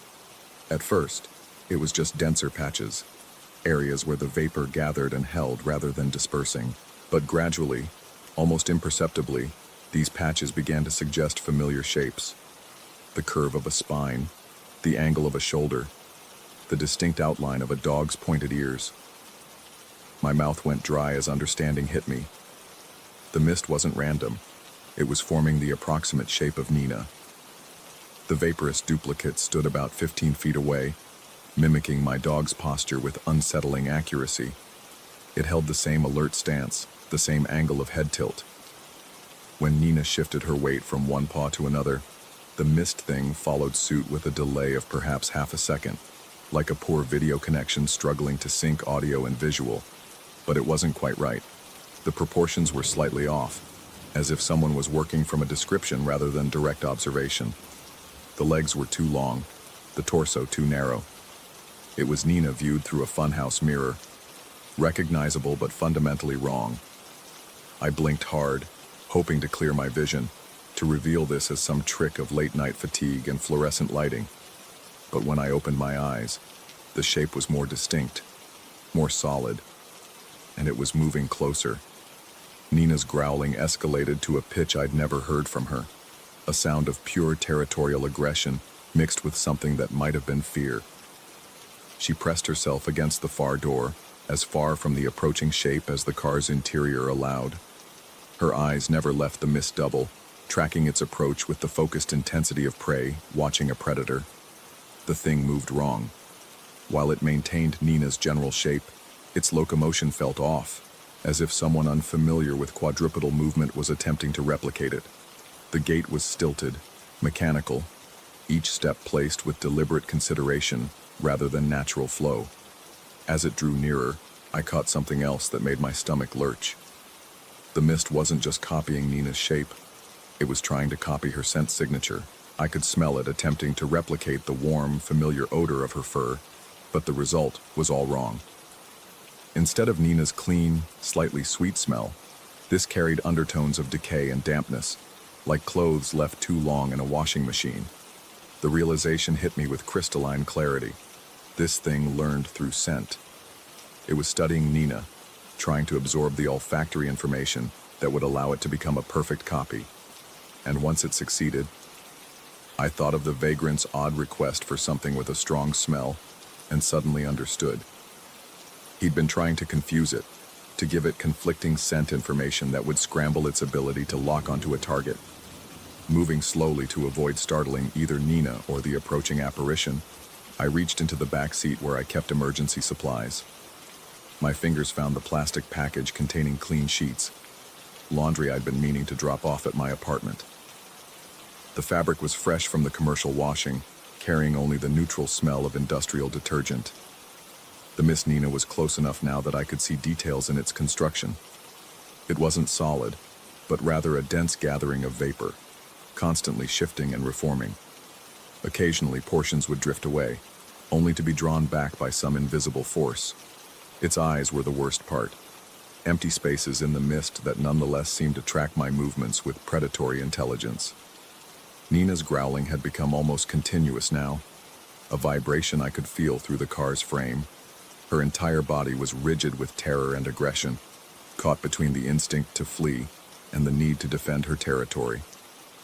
I unwrapped the clean sheet, the plastic crinkling loud in the tense silence. The mist thing paused in its approach, its approximation of Nina's head tilting in what might have been curiosity. For a moment, I wondered if I was about to make a terrible mistake, if interfering with whatever was happening would escalate the situation beyond control. But as the vapor double took another step closer, close enough that I caught a stronger whiff of its wrong smell, I acted. I threw the sheet over Nina. The effect was immediate and startling. The clean fabric, carrying no scent signature beyond neutral detergent, seemed to erase Nina from the thing's perception entirely. The mist shape froze mid-step, its head swiveling in apparent confusion. Without Nina's scent to anchor it, the vaporous form began to lose cohesion. The outline wavered, edges blurring as if someone was adjusting the focus on a camera. The thing's attempts to maintain its canine shape became increasingly frantic, vapor swirling in tighter and tighter spirals as it searched for the olfactory anchor that had suddenly vanished. Then, with no warning, it collapsed. The mist dispersed in all directions, scattering on a wind that seemed to come from nowhere. Within seconds, there was nothing left but ordinary water vapor, dissipating into the night air as if it had never held any particular shape at all. Under the sheet, Nina had gone completely still. I could hear her breathing, rapid and shallow, but the growling had stopped. When I carefully lifted a corner of the fabric, her eyes found mine immediately, wide, alert, but no longer tracking invisible threats. The station's fluorescent lights continued their metallic buzz. The wind whispered through dead grass. A truck rumbled past on the interstate, its taillights disappearing into the darkness like dying embers. Everything was normal. Everything was as it should be.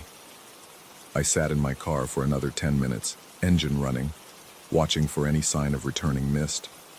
Nina remained calm under her makeshift shroud, occasionally shifting position but showing none of her earlier agitation. Gradually, the tension in my shoulders began to ease. By the time I pulled back onto the interstate, I'd almost convinced myself it had been a hallucination brought on by too much driving and too little sleep.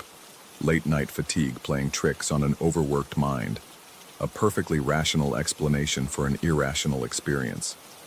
But Nina wouldn't come out from under the sheet.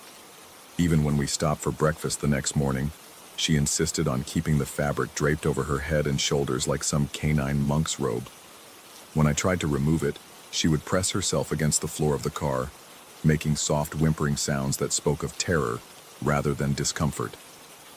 It took 3 days before she would venture outside without her protective covering. And even now, months later, she still sleeps with that sheet pulled over her head, one corner clutched between her teeth as if it were a talisman against things that hunt by scent in the darkness between midnight and dawn. I tell myself it was just a shared delusion, a folie à deux between an overtired man and his anxious dog. But sometimes, when we pass gas stations late at night, Nina will suddenly stop and stare at empty spaces, her nostrils flaring as she tests the air for scents that might not belong to anything living. And I find myself checking the back seat to make sure her sheet is still there, clean and neutral, and ready to hide her from things that wear the shapes of what they smell. Because what if the vagrant was right? What if some places attract visitors after midnight? The kind that don't show up on cameras but hunt by olfactory signature alone. What if they're still out there waiting for the next traveler who stops at the wrong place at the wrong time, with a beloved companion whose scent could teach them how to wear the perfect disguise? I keep driving past gas stations now, even when the tank shows empty, because some risks aren't worth taking twice, and some questions are better left unanswered in the safety of daylight miles from Casey's Corner and its flickering lights. But late at night, when Nina whimpers in her sleep and burrows deeper under that sheet, I wonder if we really escaped at all, or if we just taught something how to be more patient.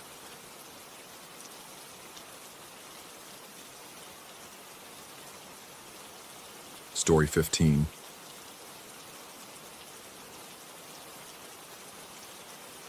The basement door had been hanging crooked for 3 weeks when I finally decided to replace it. Not dramatically crooked, just enough to catch my eye every time I passed, just enough to make the house feel slightly wrong, like a picture frame tilted a degree off center.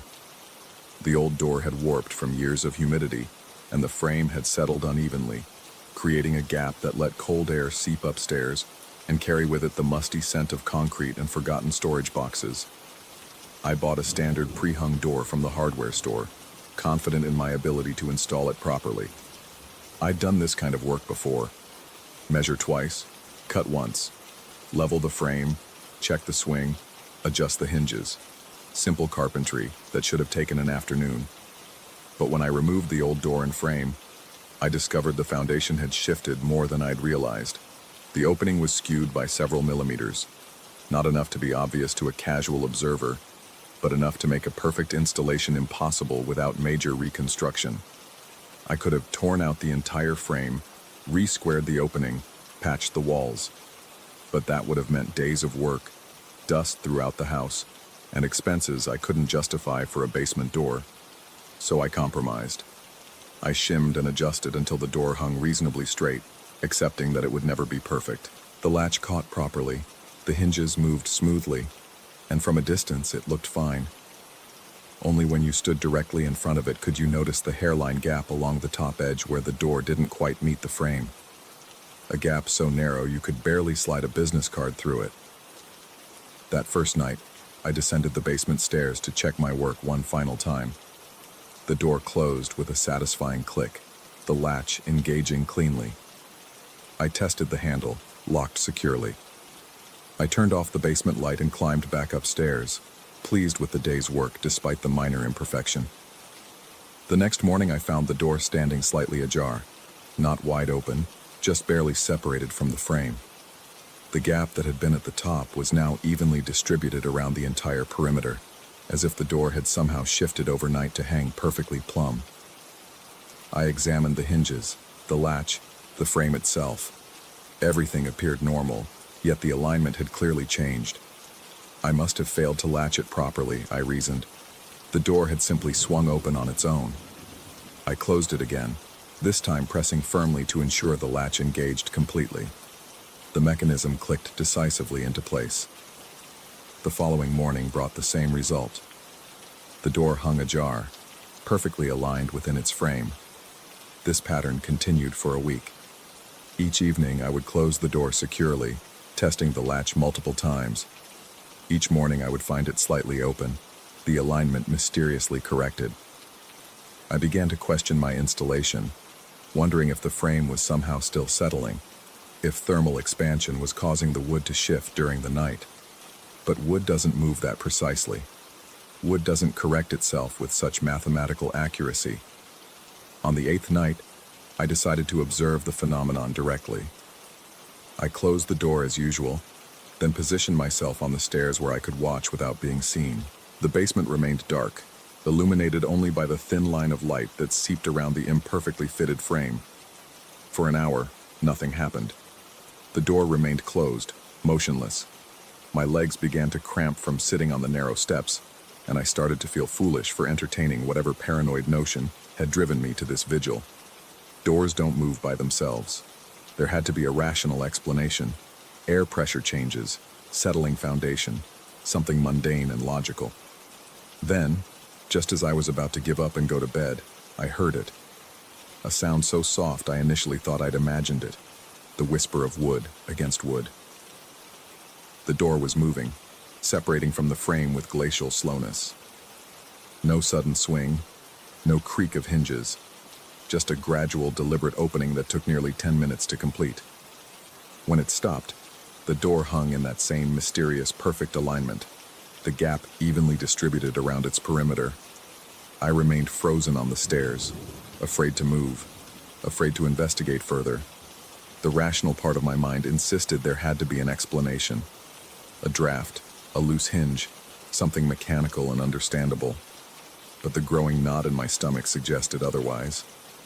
Through the now visible gap, I could see into the basement.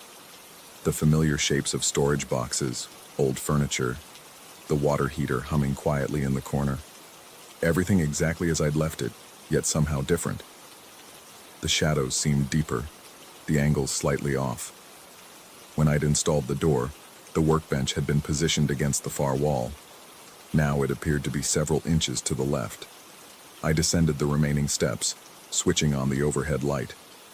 The basement looked normal, completely, utterly normal. The workbench was exactly where it had always been, flush against the wall. The storage boxes occupied their usual positions. Nothing was out of place. But when I reached for the door to close it, I noticed something that made my hands tremble. Through that narrow gap between the door and frame, I could still see the basement. But in that sliver of visible space, the workbench was positioned several inches to the left. I was looking at the same room from the same angle, yet seeing two different arrangements simultaneously. Through the gap, the basement contained furniture positioned differently than the basement I was standing in. I slammed the door shut, engaging the latch so forcefully the entire frame shook. Then I ran upstairs and spent the rest of the night pacing the living room, trying to convince myself I'd been seeing things. Fatigue, stress, an optical illusion created by the odd angle and dim lighting. People don't see alternate versions of their own basements through crooked doorways. Such things don't happen in the real world. But the next morning, the door was ajar again. This time I forced myself to look through the gap deliberately. The basement I could see through that narrow opening was almost identical to my own, but with subtle differences. The workbench was indeed positioned differently. A cardboard box I'd labeled Christmas decorations was missing from its usual spot. The old recliner I'd inherited from my father sat at a slightly different angle. Over the following days, these differences became more pronounced. Through the gap, I began to see a basement that was unmistakably mine, yet increasingly foreign. Books were arranged differently on the metal shelving. Tools hung in altered configurations on the pegboard. The concrete floor showed different stains, different wear patterns. I started keeping the door wedged shut with a rubber doorstop, but each morning I would find the wedge pushed aside, lying on the floor several feet away. I installed a sliding bolt lock, only to discover it somehow disengaged overnight. I even tried jamming a wooden chair under the handle, but the chair would be found neatly positioned against the wall, as if someone had carefully moved it aside. The door wanted to open. More than that, it needed to open, as if maintaining that gap was essential to some process I couldn't understand. 3 weeks into this nightmare, I began to notice changes in my own basement. Subtle at first, a tool that wasn't quite where I'd left it, a box that seemed to have shifted slightly, but gradually these alterations became more obvious.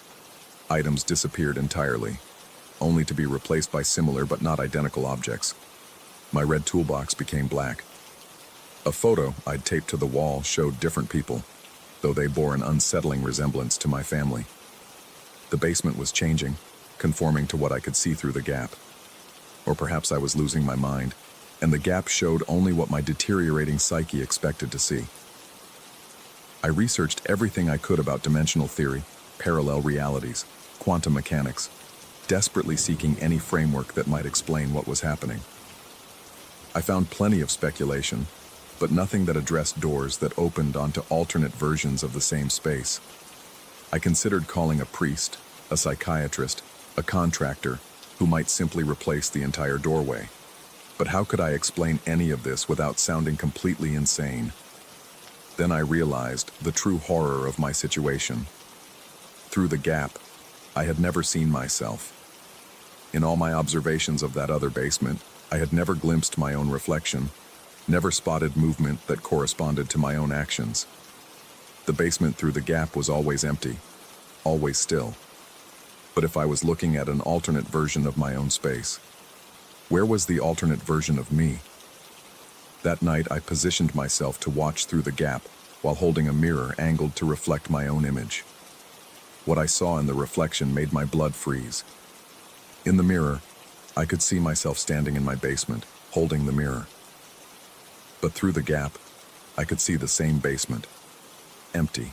The person holding the mirror didn't exist in that space. I was the difference between the two versions. I was the element that didn't belong. As this realization struck me, I noticed the gap beginning to narrow. The door was moving again, but this time it was closing. The perfect alignment was trying to assert itself, trying to eliminate the discrepancy between the two spaces. If the door closed completely, if the alignment became perfect, which version would become real? The basement where I existed or the one where I didn't? I grabbed the first object I could find, a screwdriver from my toolbox, and jammed it into the gap just as the door was about to meet the frame. The metal tool held the door open by the barest margin, maintaining that crucial imperfection that seemed to be the only thing keeping me anchored to my own reality. But the pressure was enormous. I could feel the door straining against the screwdriver, trying to close, trying to complete its alignment. The metal was bending under the force. I need to fix the frame. I need to resin the hinges, lock the door in its crooked position permanently. But every time I try to work on it, I can feel reality shifting around me, trying to choose between two versions of the same space. And I'm starting to wonder, what if the version where I don't exist is the real one? What if I'm the anomaly, the glitch that's preventing the world from correcting itself? Through the gap, I can see my basement as it should be, empty, peaceful, undisturbed by the paranoid observations of someone who may or may not actually exist. The screwdriver is bending more each day. Soon it will snap, and the door will close, and the alignment will be perfect. I just hope I'll still be here to see what happens next. Or maybe I hope I won't be.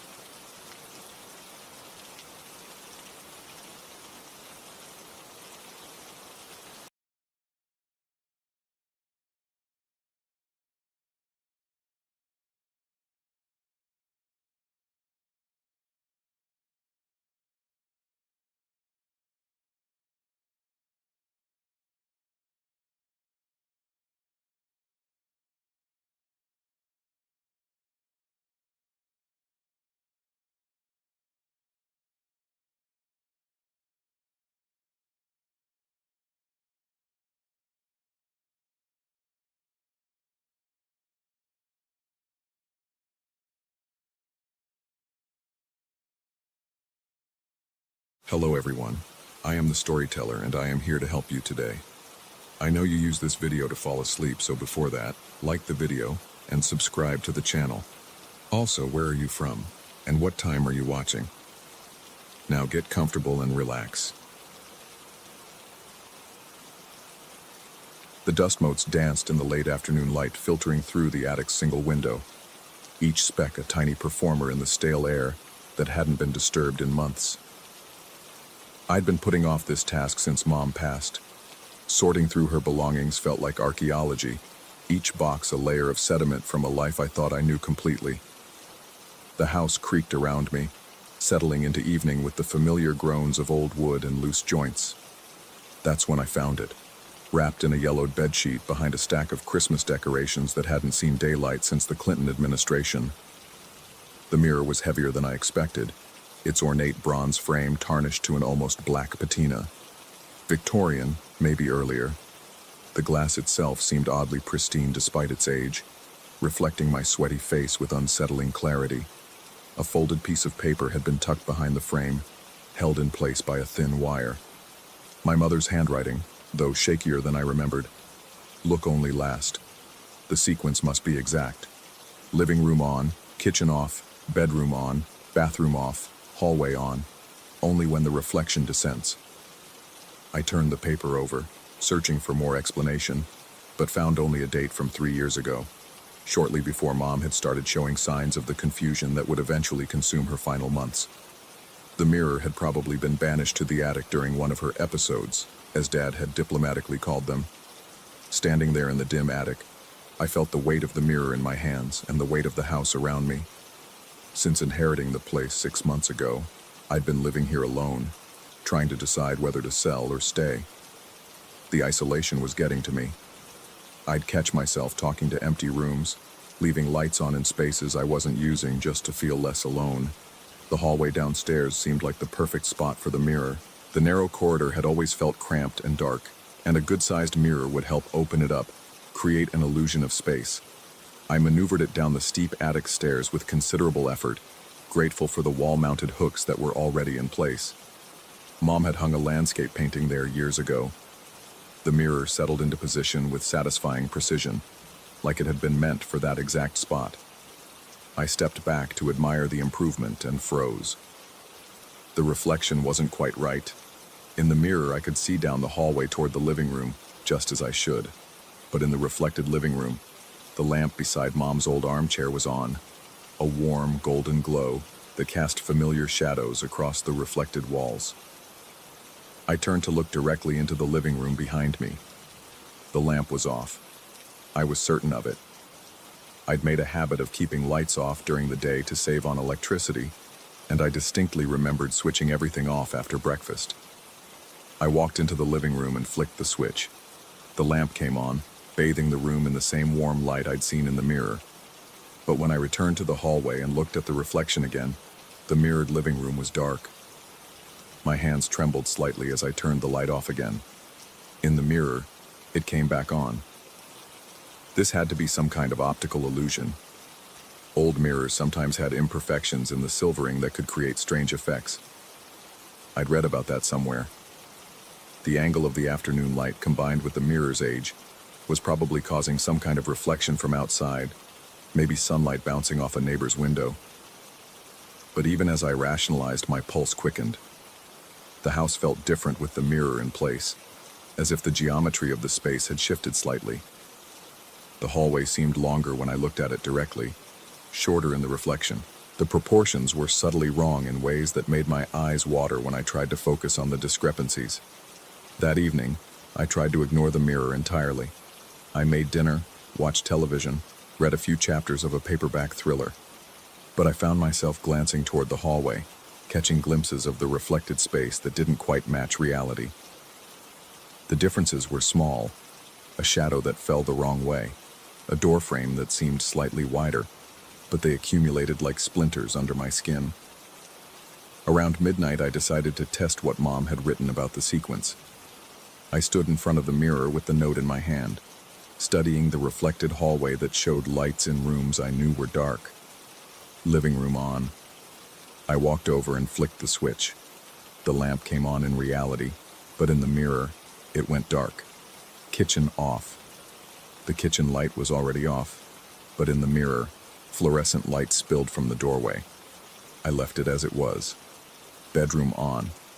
I climbed the stairs and turned on the bedroom light. When I returned to the mirror, the reflected upstairs area was black. Bathroom off. Already off in reality, but glowing softly in the reflection. Hallway on. I reached for the hallway light switch, my hand hovering over it for a long moment. According to Mom's note, this was when the reflection descends. Whatever that meant. I flipped the switch. The hallway light came on above me, casting my reflection sharp and clear in the mirror. But in the reflected hallway behind my image, the light remained off. The reflected space was darker than it should have been, the shadows deeper. And in those shadows, at the far end of the reflected hallway where it met the living room, stood a figure. It was impossible to make out details, just a dark silhouette, human-shaped, but motionless, watching. The figure stood exactly where someone would stand if they were looking down the hallway toward the mirror, toward me. But when I spun around to look directly down the actual hallway, nothing was there. I turned back to the mirror. The figure was gone. My reflection stared back at me, wide-eyed and pale. Behind my reflected image, the hallway stretched empty and dark, exactly as it should have been with the light off. But I could feel something wrong about the image, something that made my skin crawl even though I couldn't identify what it was. I flicked the hallway light off and on several times, watching my reflection appear and disappear, but the sequence had been broken.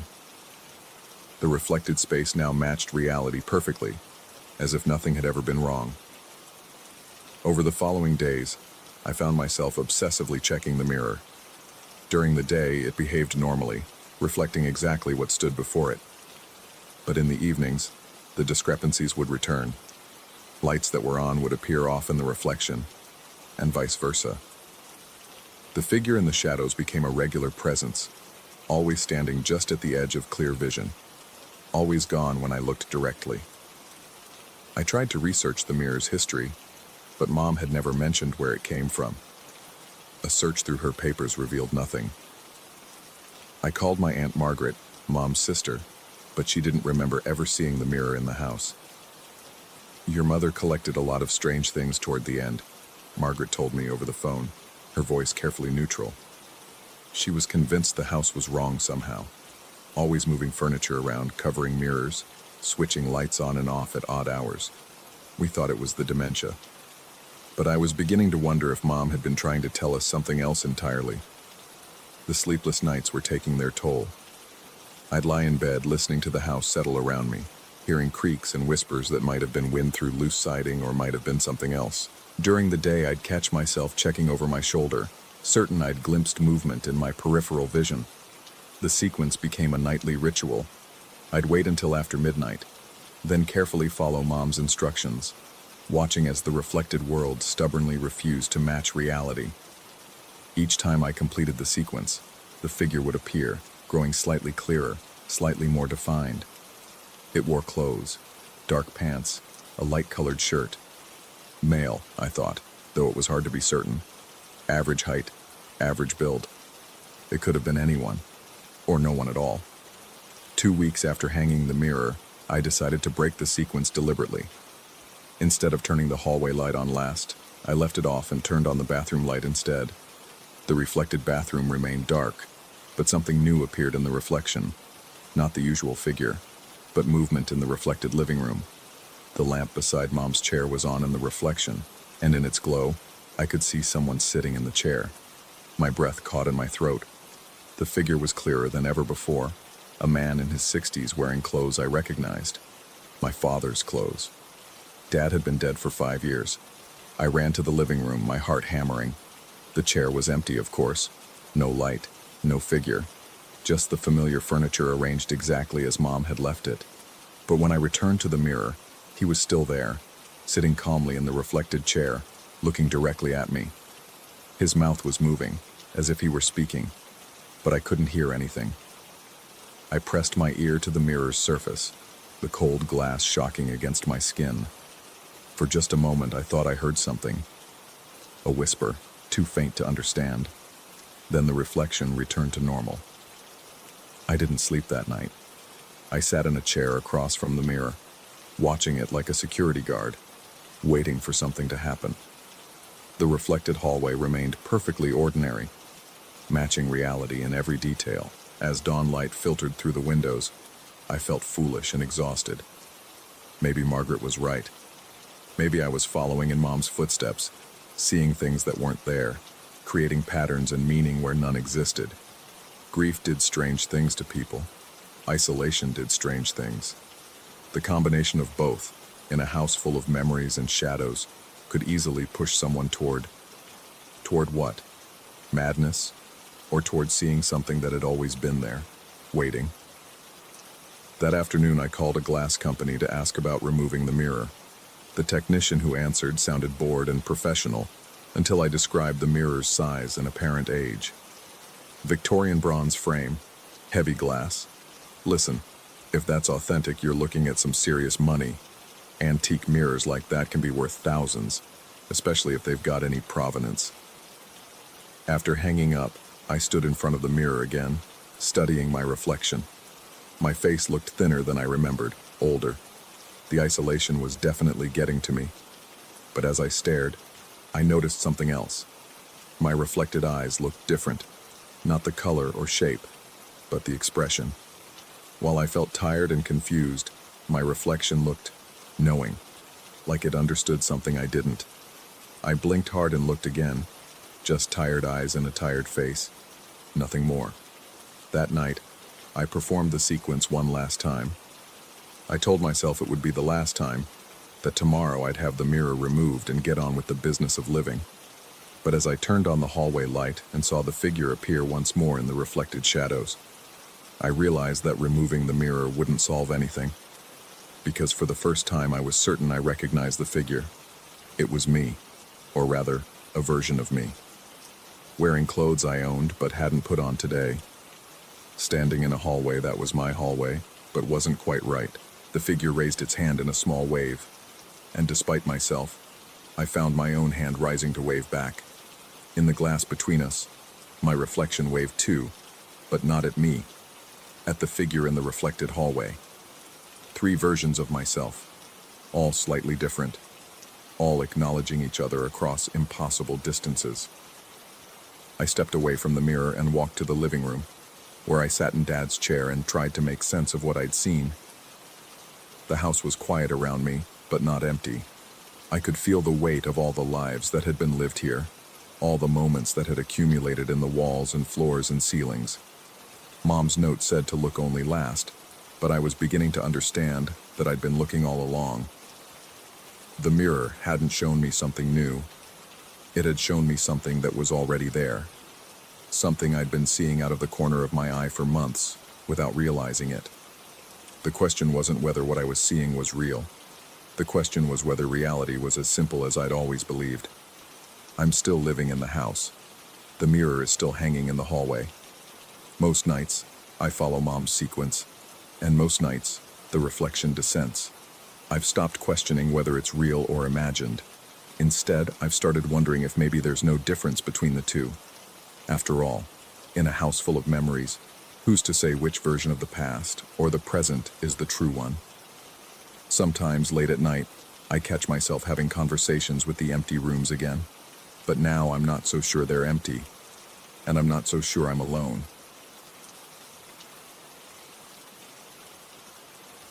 Story 2.